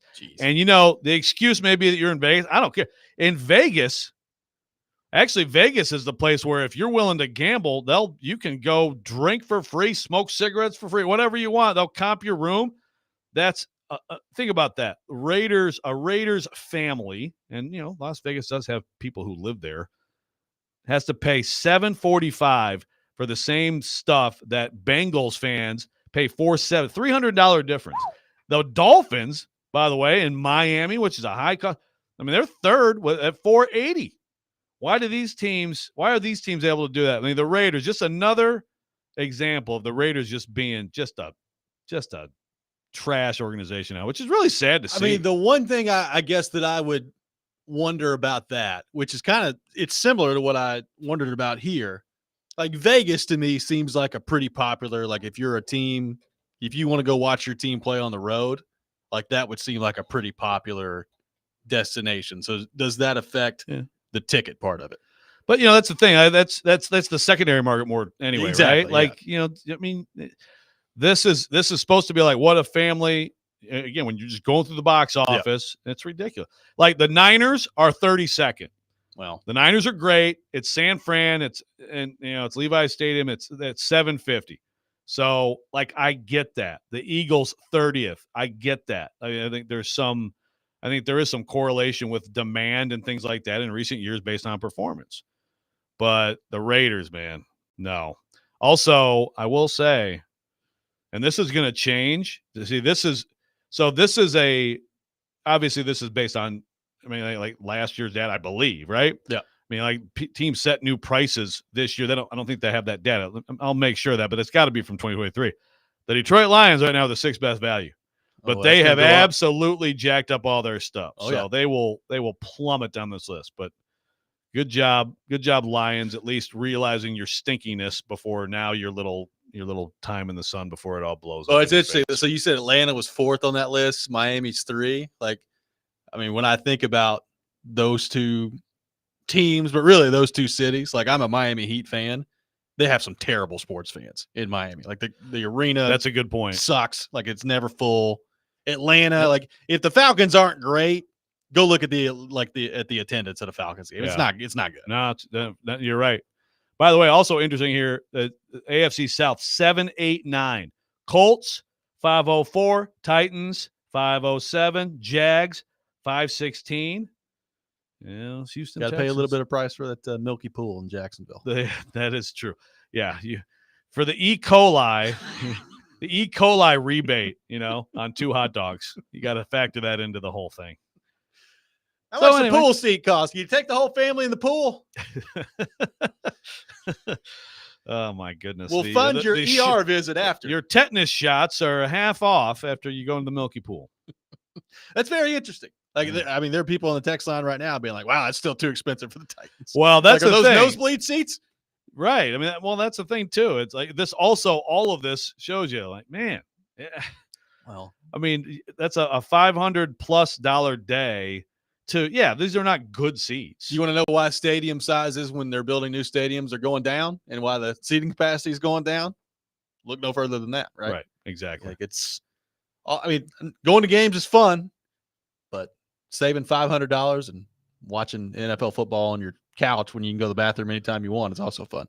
Exactly. So and then the new stadium. Well, they just had a thing on Good Morning Football about the mosh pit. But, the new stadium, and it's like the Golden State Warriors' new place. It's an entertainment bar district with also a game there. Yeah, and it's kind of what you have to do. Jackson says, honest question, why do you guys talk about Stillwad so much? Interesting name. Just ignore him. He's a tool. First of all, we love Jared. He's our coworker. I didn't bring him up. No, he just was part of the mashup. But he has some funny stuff. Oh, good. Coming up next, we'll be joined by Charles Robinson from Yahoo Sports. We'll get his thoughts on the Titans and all things NFL. This is Robby and Rexrode, 102.5, 106.3 The Game.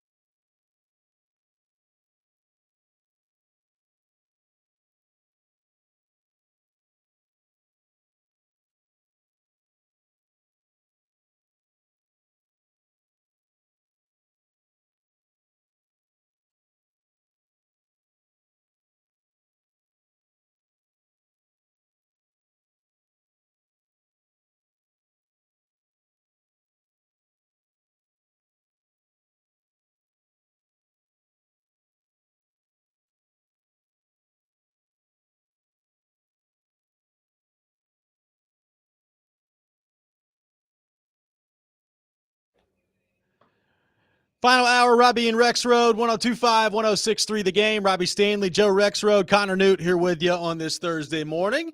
And we go to our 102.5 The Game phone line, driven by WilsonCountyHyundai.com. Welcome in our friend Charles Robinson from Yahoo Sports. Charles, good morning. How are you? What's going on, gentlemen? How you doing this morning? Not a whole lot. Appreciate you taking time to be with us. Charles, you spent some time in our beautiful city over the weekend watching the Tennessee Titans go through practice. I want to start with you on a guy that we've been talking about a lot in camp. T'Vondre Sweat feels like every day he's out there and he's impressive. And you can see the size, the speed, that combination from a guy that big. You just don't find all that much. What did you see when you watched T'Vondre Sweat, and what kind of a combo do you think Sweat and Simmons can potentially be for the Titans this season? Yeah, I was with Joe when I saw him, really saw him on the field for the first time, and I cussed. He is. I can't. I told the guys there after, when I talked to, some people on the staff, I was like, of all the camps I've been through, that was the first guy where I was like, whoa, I just had to stand there and look at the dude.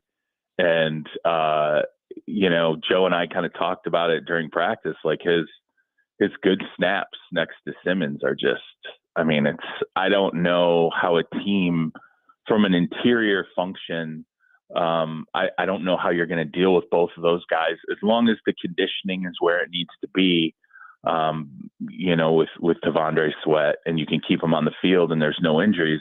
Those two together are going to wreak havoc. You're going to have to, I don't know if it's going heavy against the Titans when the two are operating at, the peak level that they're at, or if you're saying hey, we're going to have to make sure we have somebody in the backfield who we can just devote to the interior of the line. But you're looking at a situation where I would say both of those guys, when they're playing where they're, the way they're supposed to be playing, at the very least, somebody's got to get doubled in there. They might both have to be doubled.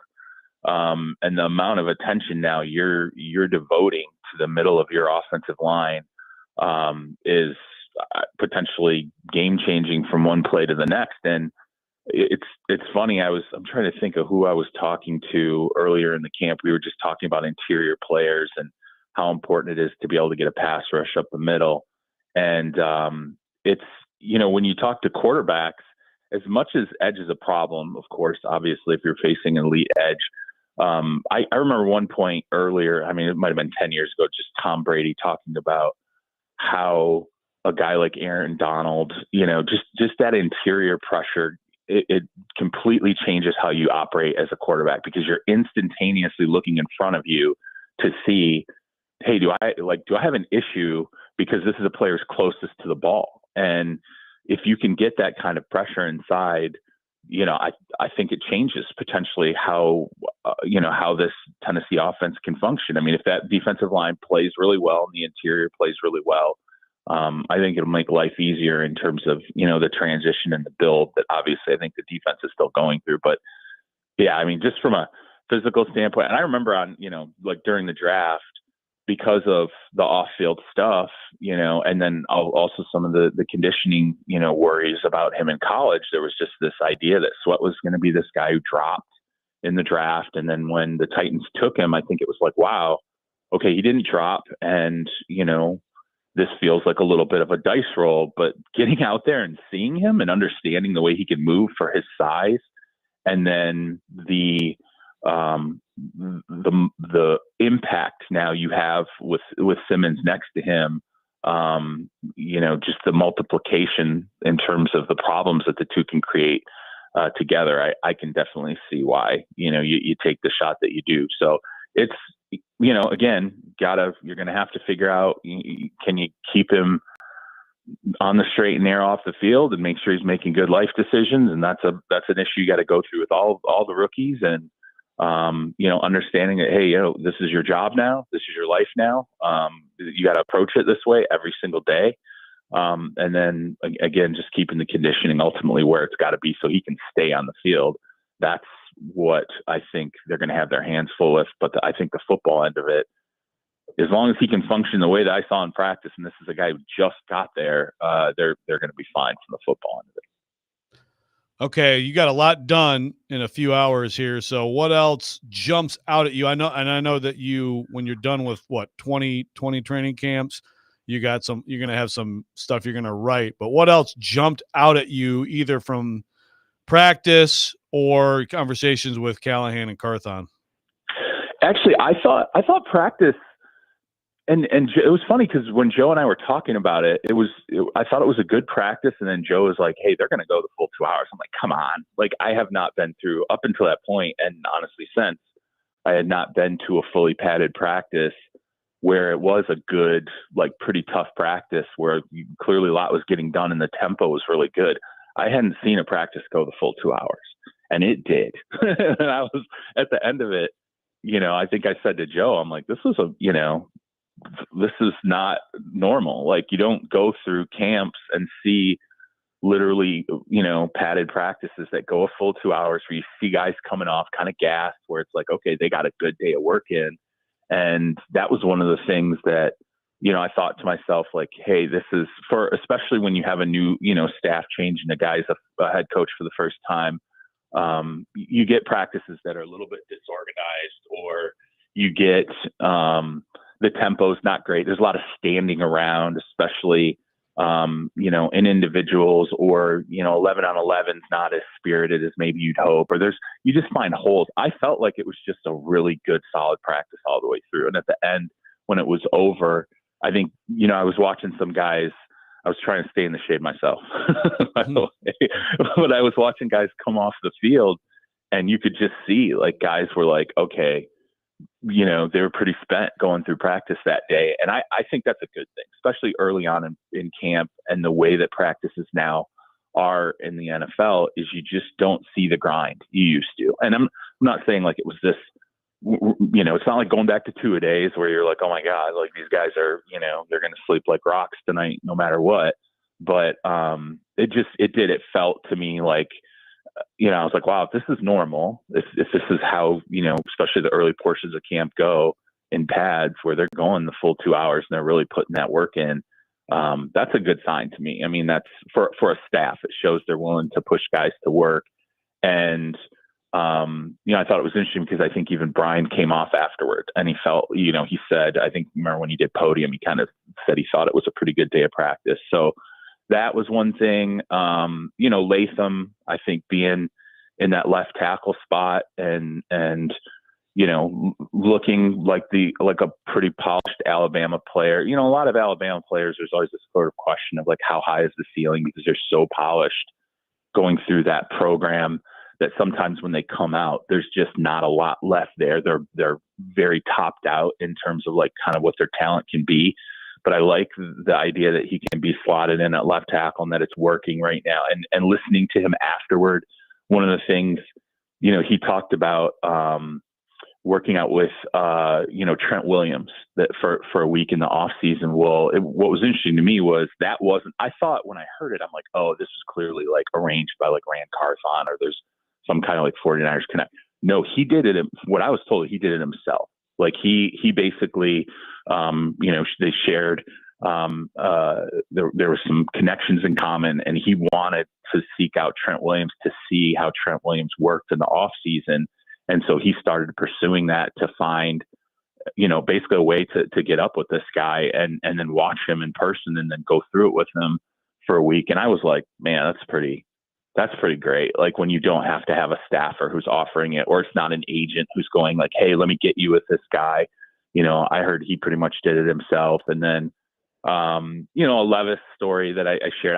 And this is the thing too, you guys can tell me, I don't know if this had been reported before or whatever, but like, the staff all showing up to have a meeting, and Levis was in the building, and Levis making his way, basically interrupting the meeting so that he could meet everybody in the meeting and just, kind of introduce himself. And I know some people are kind of like, that's trying too hard or whatever. I don't think it is. I think if you want to be the quarterback of an organization and you want to lead, you have to take it on yourself to be very intentional in how you do it. And that is unusual. You don't hear, like, most quarterbacks, particularly starting quarterbacks, when a new staff comes in, they'll let the staff often, especially the entire expanse of the staff, come to them And if it was Levis going to the staff, which is what I was told, and making sure that he met everybody personally, shook their hands, and introduced himself, I like that, because I think it's just something where you have a young guy saying, look, it's my intention to be the starting quarterback here. I'm going to make sure I get in front of everybody and make it known that, hey, this is who I am. Hello, let's go. I really like that. And then, some of the other things, look, the Traylon Burks, obviously I poked around that, like, where are we really at with this guy? Because I was very high on him last year, and that didn't work out. I'm encouraged that what I was told is he showed up at his lowest weight of, ever reporting for the Titans. And that part of that was, and this is also not uncommon when guys kind of get to this point in their career, is just figuring out, like, hey, it's on me to make sure physically I'm where I need to be. That's going to be not just working out, but also diet, like how I approach my diet. It's funny because I swear this happens for like every player very often, year 2, year 3, particularly skill position players. You start to hear, oh, I got my own personal chef, or I did this, or I just stopped eating candy or the junk food. Like, it's so funny, like clockwork, how all of a sudden this light bulb comes on, and it always takes guys a couple of years to figure out that, yeah, I feel like I'm in great shape, but if I stop doing these other things and putting these other things in my body, let's see how it responds. And then they feel pretty good about it. I don't know if that'll ultimately mean anything, let's see. But I think that there is a genuine feel, at least when I went through, that Traylon was doing the things he needed to do, and they were feeling pretty good about him. Charles, on the Brandon Ayuk front, we talked with you last week about San Francisco and how it kind of feels like this is it. Like, it's Super Bowl or bust for them this year. Joe and I can't really believe that they're entertaining this with the idea of Ayuk and how important he is to that group. But how do you ultimately see this situation playing out? And do you feel like at the end of the day, he is going to be traded, whether it's to Pittsburgh or somewhere else? I think there's more of a chance he's traded now than ever before. However, I don't think just because what's going on right now with, between whether it's Pittsburgh, obviously we're talks with New England, and we're talking about Ayuk. We're not necessarily talking directly with the 49ers. I mean, basically what the Niners did is they said to Ayuk, okay, here are these teams, there's interest there. Look at the situation financially, figure out, what you think ultimately can work for you. And we feel like we've got an ability to work out a deal with these teams ultimately. And I think you don't really let that happen unless you feel like the assets that would be ultimately exchanged. But I think the 49ers are entertaining at least a part of this, that he will look and go, okay, here's what I'm being offered by San Francisco. Here's what I could potentially get from, Cleveland, or if it's Pittsburgh or New England. And that's not just the APY, it's like structure of the deal, how much cash flow is really in the first year or two of the deal, which is a big deal. Like, Pittsburgh does not do a ton of cash flow beyond very early in the deal, which can be a hang up for players, especially when it comes to like free agency, and they have like contract extension issues because of how they like to do their cash flow. And so I think it ultimately comes down to, look, here are the financial realities out there for you. Here are the teams and the organizations and the quarterbacks and the offensive coordinators and the schemes. Is this what you want to hang your hat on? Or do you want to come back to the table with us and see if we can potentially work something out that may not be exactly what you want in terms of the APY, but you're in a better situation here, and we're potentially going back to the table in 3 years with you anyway.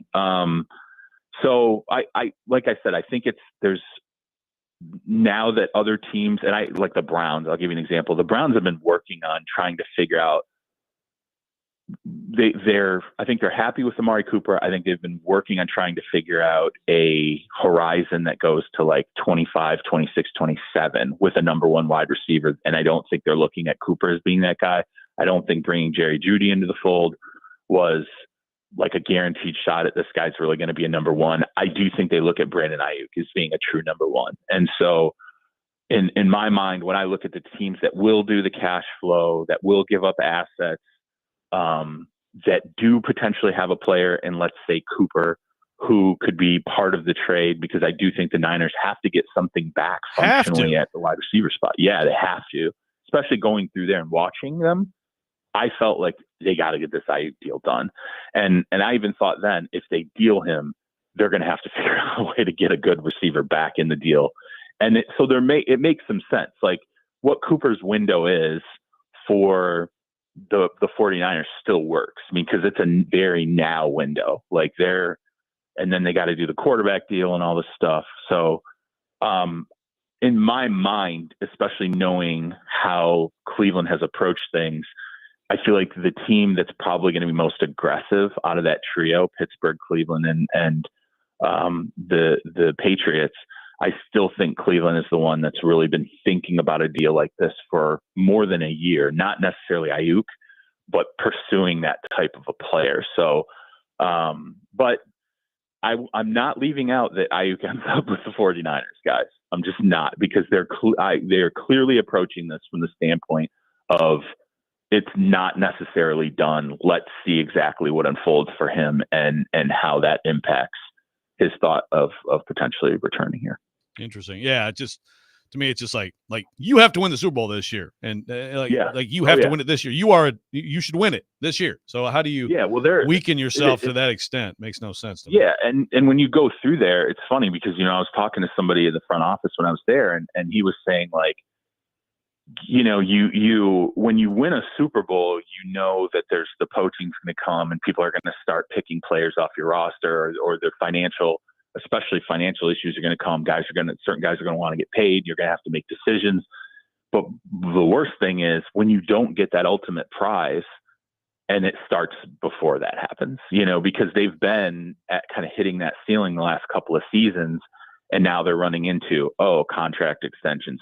This guy, it's not going to work out. He wants to get traded. Now they're going to have to make financial decisions because here comes the quarterback deal. They can't, it doesn't look like they can keep everybody. Now Trent Williams wants his deal adjusted. You've got Fred Warner, Bosa, multiple skill position players, the highest paid running back in the game. You can't kind of hit that, those really hurdles as an NFL team. It's disappointing to hit it and not win the Super Bowl. If you win the Super Bowl, you're just like, cost of doing business, this is how it goes.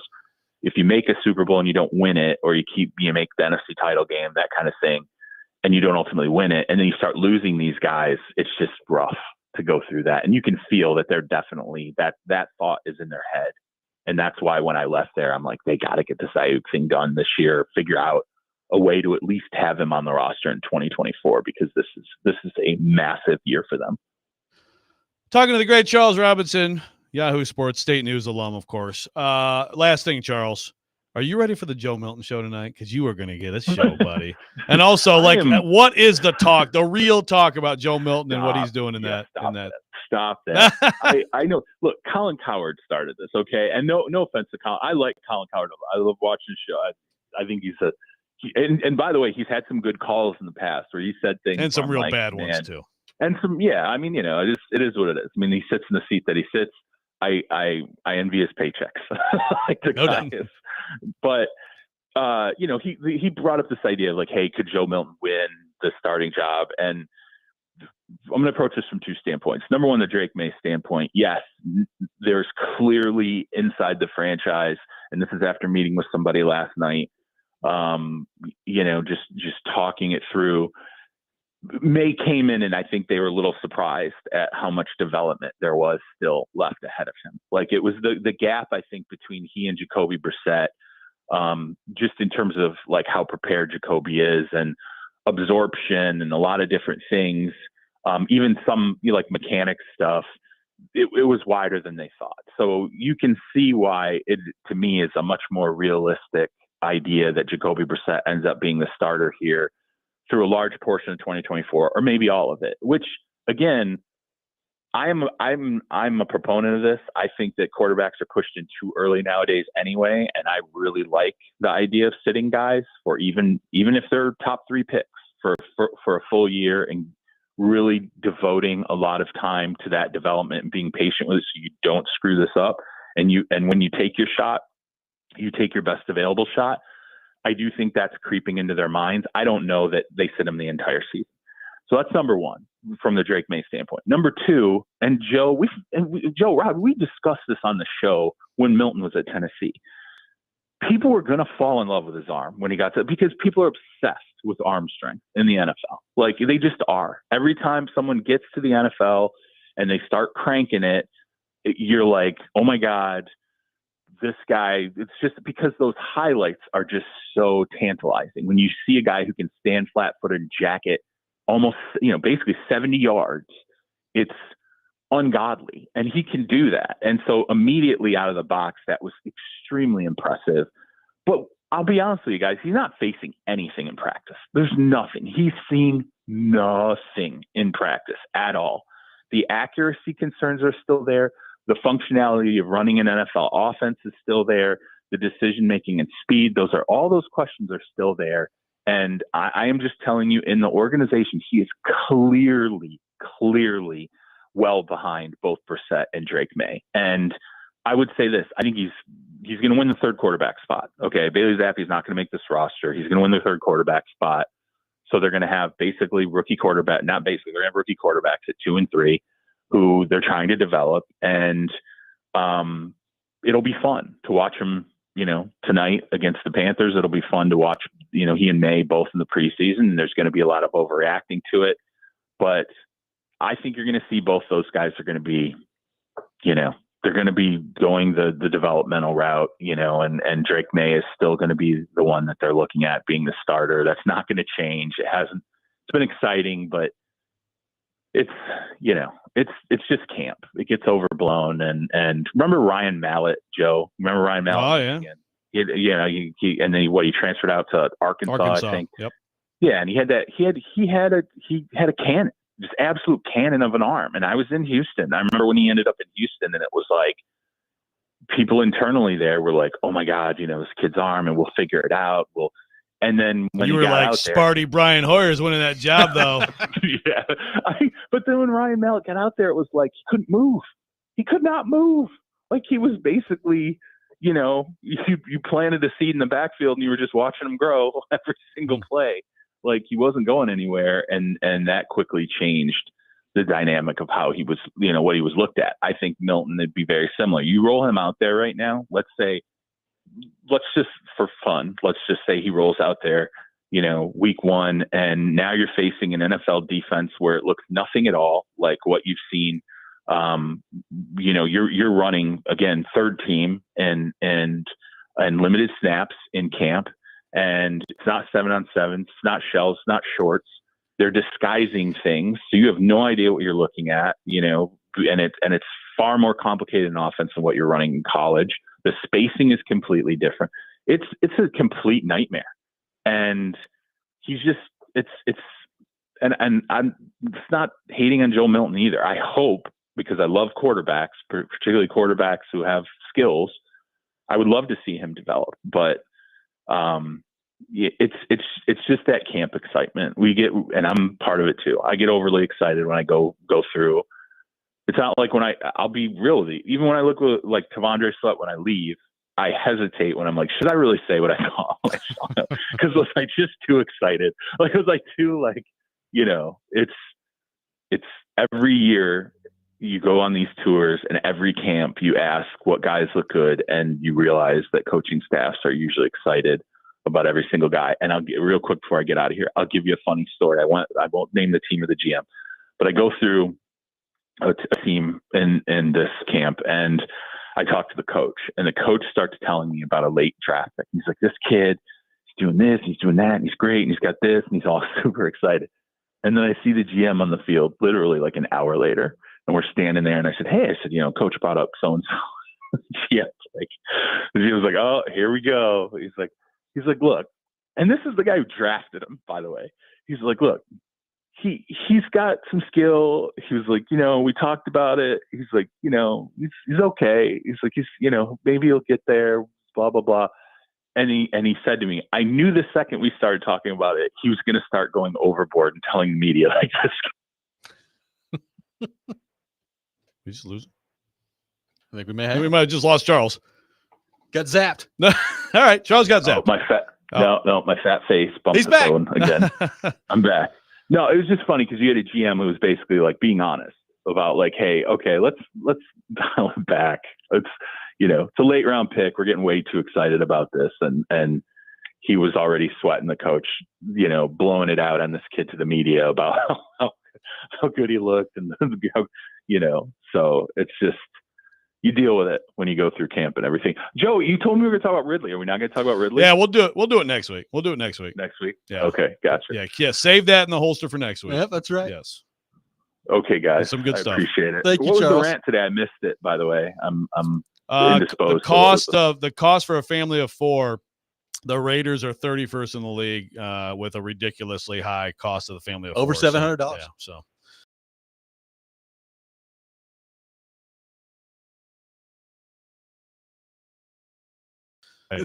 Thank you, Charles. Appreciate you. All right, guys. Take care. Charles Robinson from Yahoo Sports joins us every Thursday morning at 8 o'clock on the show. We'll react to what Charles has to say coming up next. You're listening to Robby and Rexrode, 102.5, 106.3 The Game.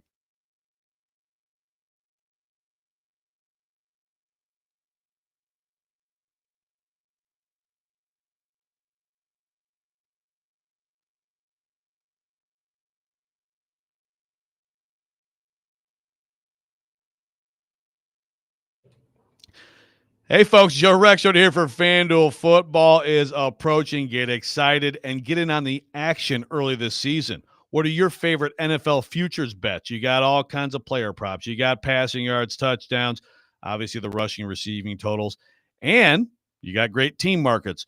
Teams that make the playoffs, teams that win the division, Super Bowl matchups. You can parlay them together for even bigger payouts. Look, I'll give you just a really controversial take here, okay? But I will say, we're talking about history.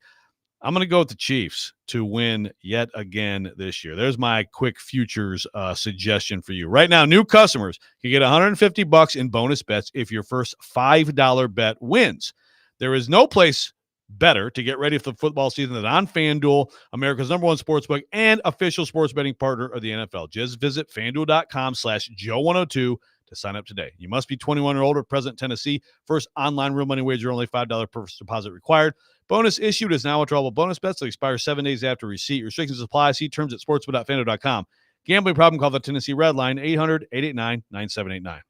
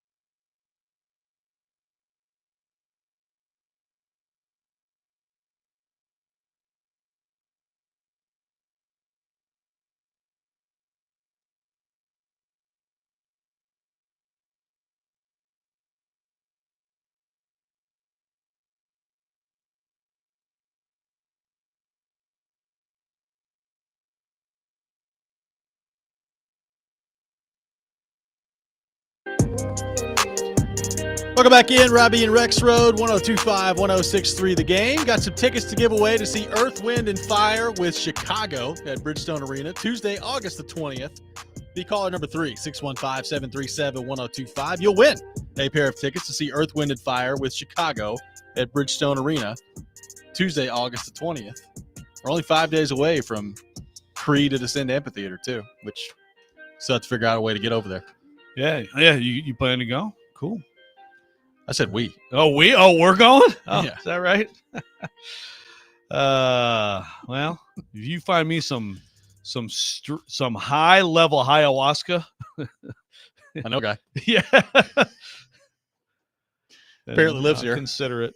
Oh, that's right. Kind of. He's probably he may as well. He could be just walking around the streets. He doesn't have to actually go to camp or anything. Go to practice. Could be. Interesting stuff from Charles on the Titans front there. Obviously, Charles very high on what he saw from Tavondre Sweat and what that combo could mean with Jeffrey Simmons off the middle. We did have Matt from Camden saying, are the Titans going to win the Super Bowl? Charles out here getting the hype train going. Seriously. And last year, as we were saying, national media, what NFL media, why are you so down on this team? Charles was right there with us. I mean, I like this team. Yeah. And then we all looked silly. We did. But I think Charles is justified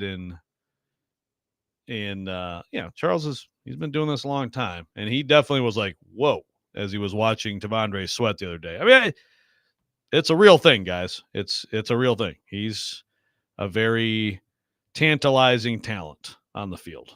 Very tantalizing talent on the field. I thought it was also interesting to get Charles's perspective on Will Levis and kind of some things he's heard about Levis, his leadership style. That was interesting. All that stuff behind the scenes as well. I meant to follow up. Okay, so Levis, I wanted to make sure he introduced him, but did he leave with a bag of chips? Yeah, that's a key question. Yeah, did he leave with a bag of chips? But sometimes that rubs people the wrong way in the interview process. Apparently, but yeah, that was an interesting little nugget, and also interesting. Well, a few things. The Ayuk stuff's interesting, and that makes sense. Like what he said, right? And that's exactly how I thought about the Cleveland trade. The window's shorter. Cooper could come in there, and the Niners could be okay. And then Cleveland. I mean, I could see that one. The other stuff, I can't get there. Also interesting that it sounds like they're almost hoping that as he looks at what these other teams are telling him and stuff, it's like they circles back. It's not as good as I hoped or as I thought, and then eventually they end up. That's got to be part of the mindset. And then the Milton stuff makes sense. I mean, it is interesting to think about Drake May being that far behind. And, yeah, I mean, he was disappointing last year, and I guess that's a little bit of a comment on North Carolina and what they're doing with their quarterbacks. We have seen some North Carolina highly productive quarterbacks not work out great in the NFL. We have, so that's interesting. And Charles has to throw cold water on Bazooka Joe, but he'll show him tonight. He'll show him. Put on a show for him, Bazooka Joe. Hey man, that game's on the NFL Network tonight. I'm available for the whole nation to see. I am locked in on Patriots Panthers NFL Network at 6:00 tonight. I would assume. I mean, you're going to get tonight if you're a Vols fan and you're wanting to check in on your former quarterbacks. Good night for you. Joe Milton going to be on the field. I would assume Hendon Hooker getting a lot of playing time tonight against the Giants in the preseason. So yeah, a lot of former Tennessee quarterbacks hitting the field tonight. I mean, look, these guys they are important. I mean, take it to the Tennessee discussion. I mean, Josh Heupel is recruiting quarterbacks as well as anyone in the country right now. Yep. So that's no problem. I still say that long term, a Hooker, a Milton, a Nico, like that offense, he's not the only one who runs it. That offense and the people who believe in it at the college level, they need somebody to be good in the NFL. Yeah. Because I mean that's all coaches do is they negative recruit against each other and talk crap against each other. It's like politics, right? Yeah. It's like find every little possible thing you can and just hammer it. And that's what people do and when they're recruiting in college football. No doubt about it. And it's going to be interesting to see as they move forward in the future here. Like Nico to me feels different just because like the skill set that he has, really regardless of what offense you run, you figure would translate. Milton, I think we knew this. Like Milton is he's limited. Again, we knew. Look, Charles is exactly right. The fact that he's gotten into practice, and I saw Patriots writers last week. He's doing backflips all over the field. He's unbelievably athletic. Oh my God, Joe Milton just slung one 80 yards in the air. I was like, yeah, well, we've seen that. This is what happens. Can he hit somebody that's 15 yards in front of him? That's always the question. Yeah, for sure. Now Hooker, though, that's where I'm not backing off that I think he can be a good NFL quarterback. I'm not. I think he has things that, sure, that offense suited him and it helped him, and he had great players around him. He had a guy who could take the top off anytime, all that stuff. I still think that we saw enough football from him in whatever situation, whatever offense, against whatever defense to tell me he can be a good NFL quarterback. So I'd like to see, it's been a long road for him back to the field. I'd love to see him start to stack some good performances up here. Here's one of the more interesting questions you'll ever field. Oh, Dylan on the text line. Hey, Joe, do you think you could survive a 48-hour darkness retreat with Aaron Rodgers with both of you under the influence of ayahuasca? Survive. Like, are you asking me if he would kill me? Would some of my sports takes cause him to murder me? I mean, I don't know. As long as we're not like fighting to the death, I think I'd survive. You're in a darkness retreat. He can't see you. That's a good point. Go hide. It wouldn't be my first choice for a vacation, but if there's a financial component here, we can talk. 615-737-1025, our phone number. More of your thoughts on the Titans coming up next. You're listening to Robby and Rexrode, 102.5, 106.3 The Game.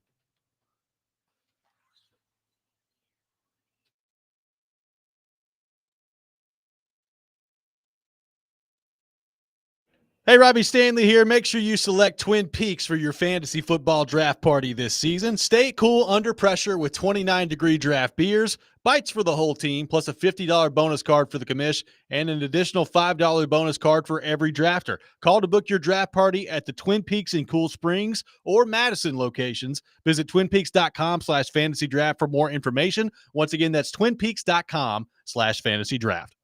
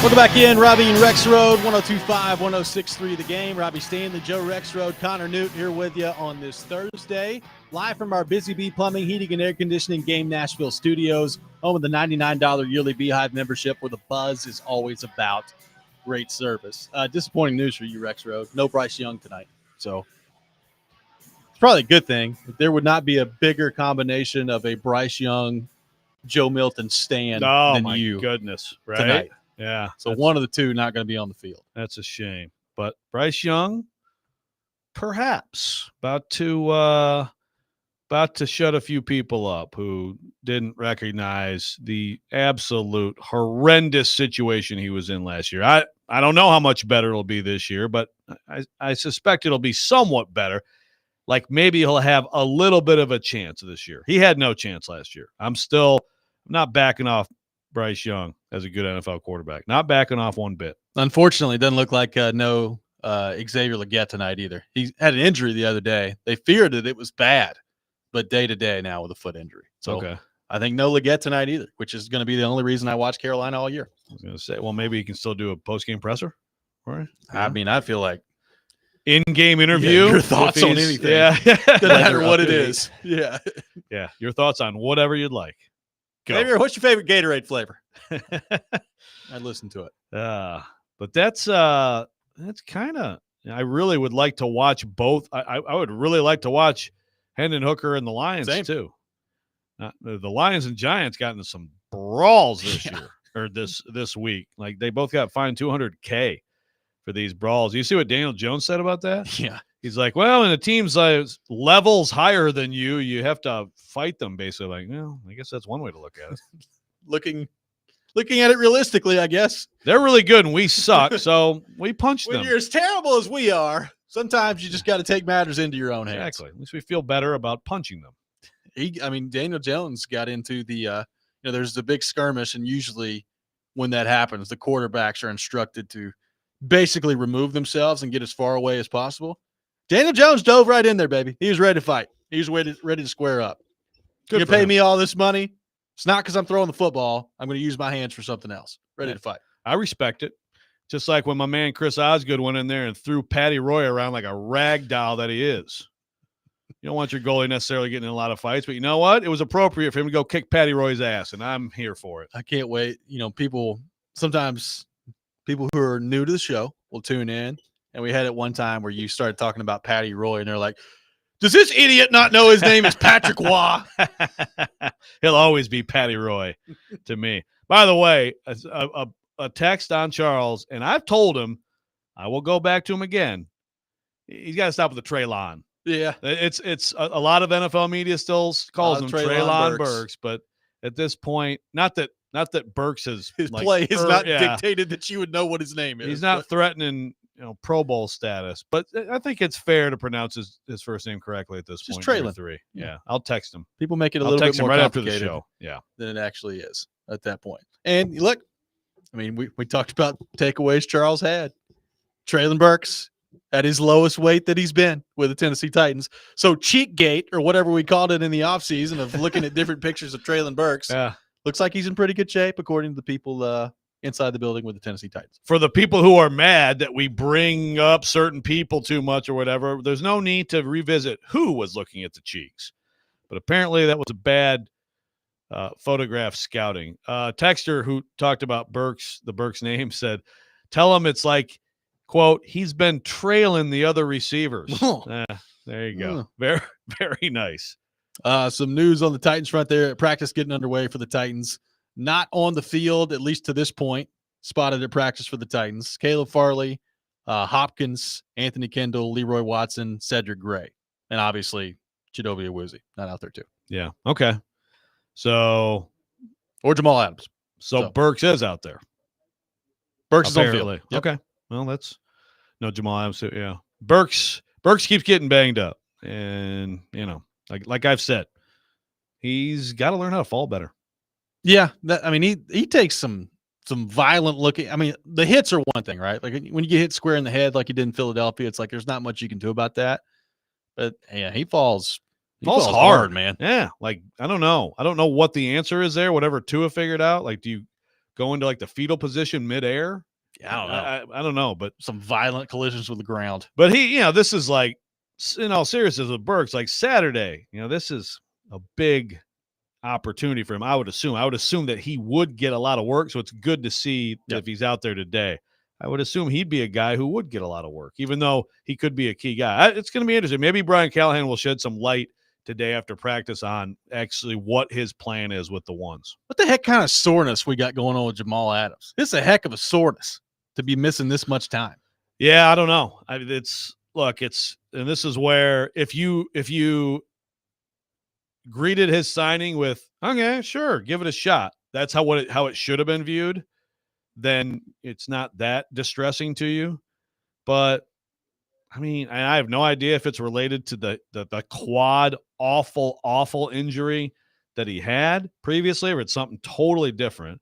But look, at his age, the way he has played with that serious injury, he's just prone to that. So I just wouldn't get hopes up with him. I would get hopes up a little bit more, or maybe quite a bit more, with Quandre Diggs. I'm excited to see what that might mean. And again, I think if he is what they hope he is and what he has been, then Molden is a guy that you can use in that Adams role, and I think he can do it pretty well.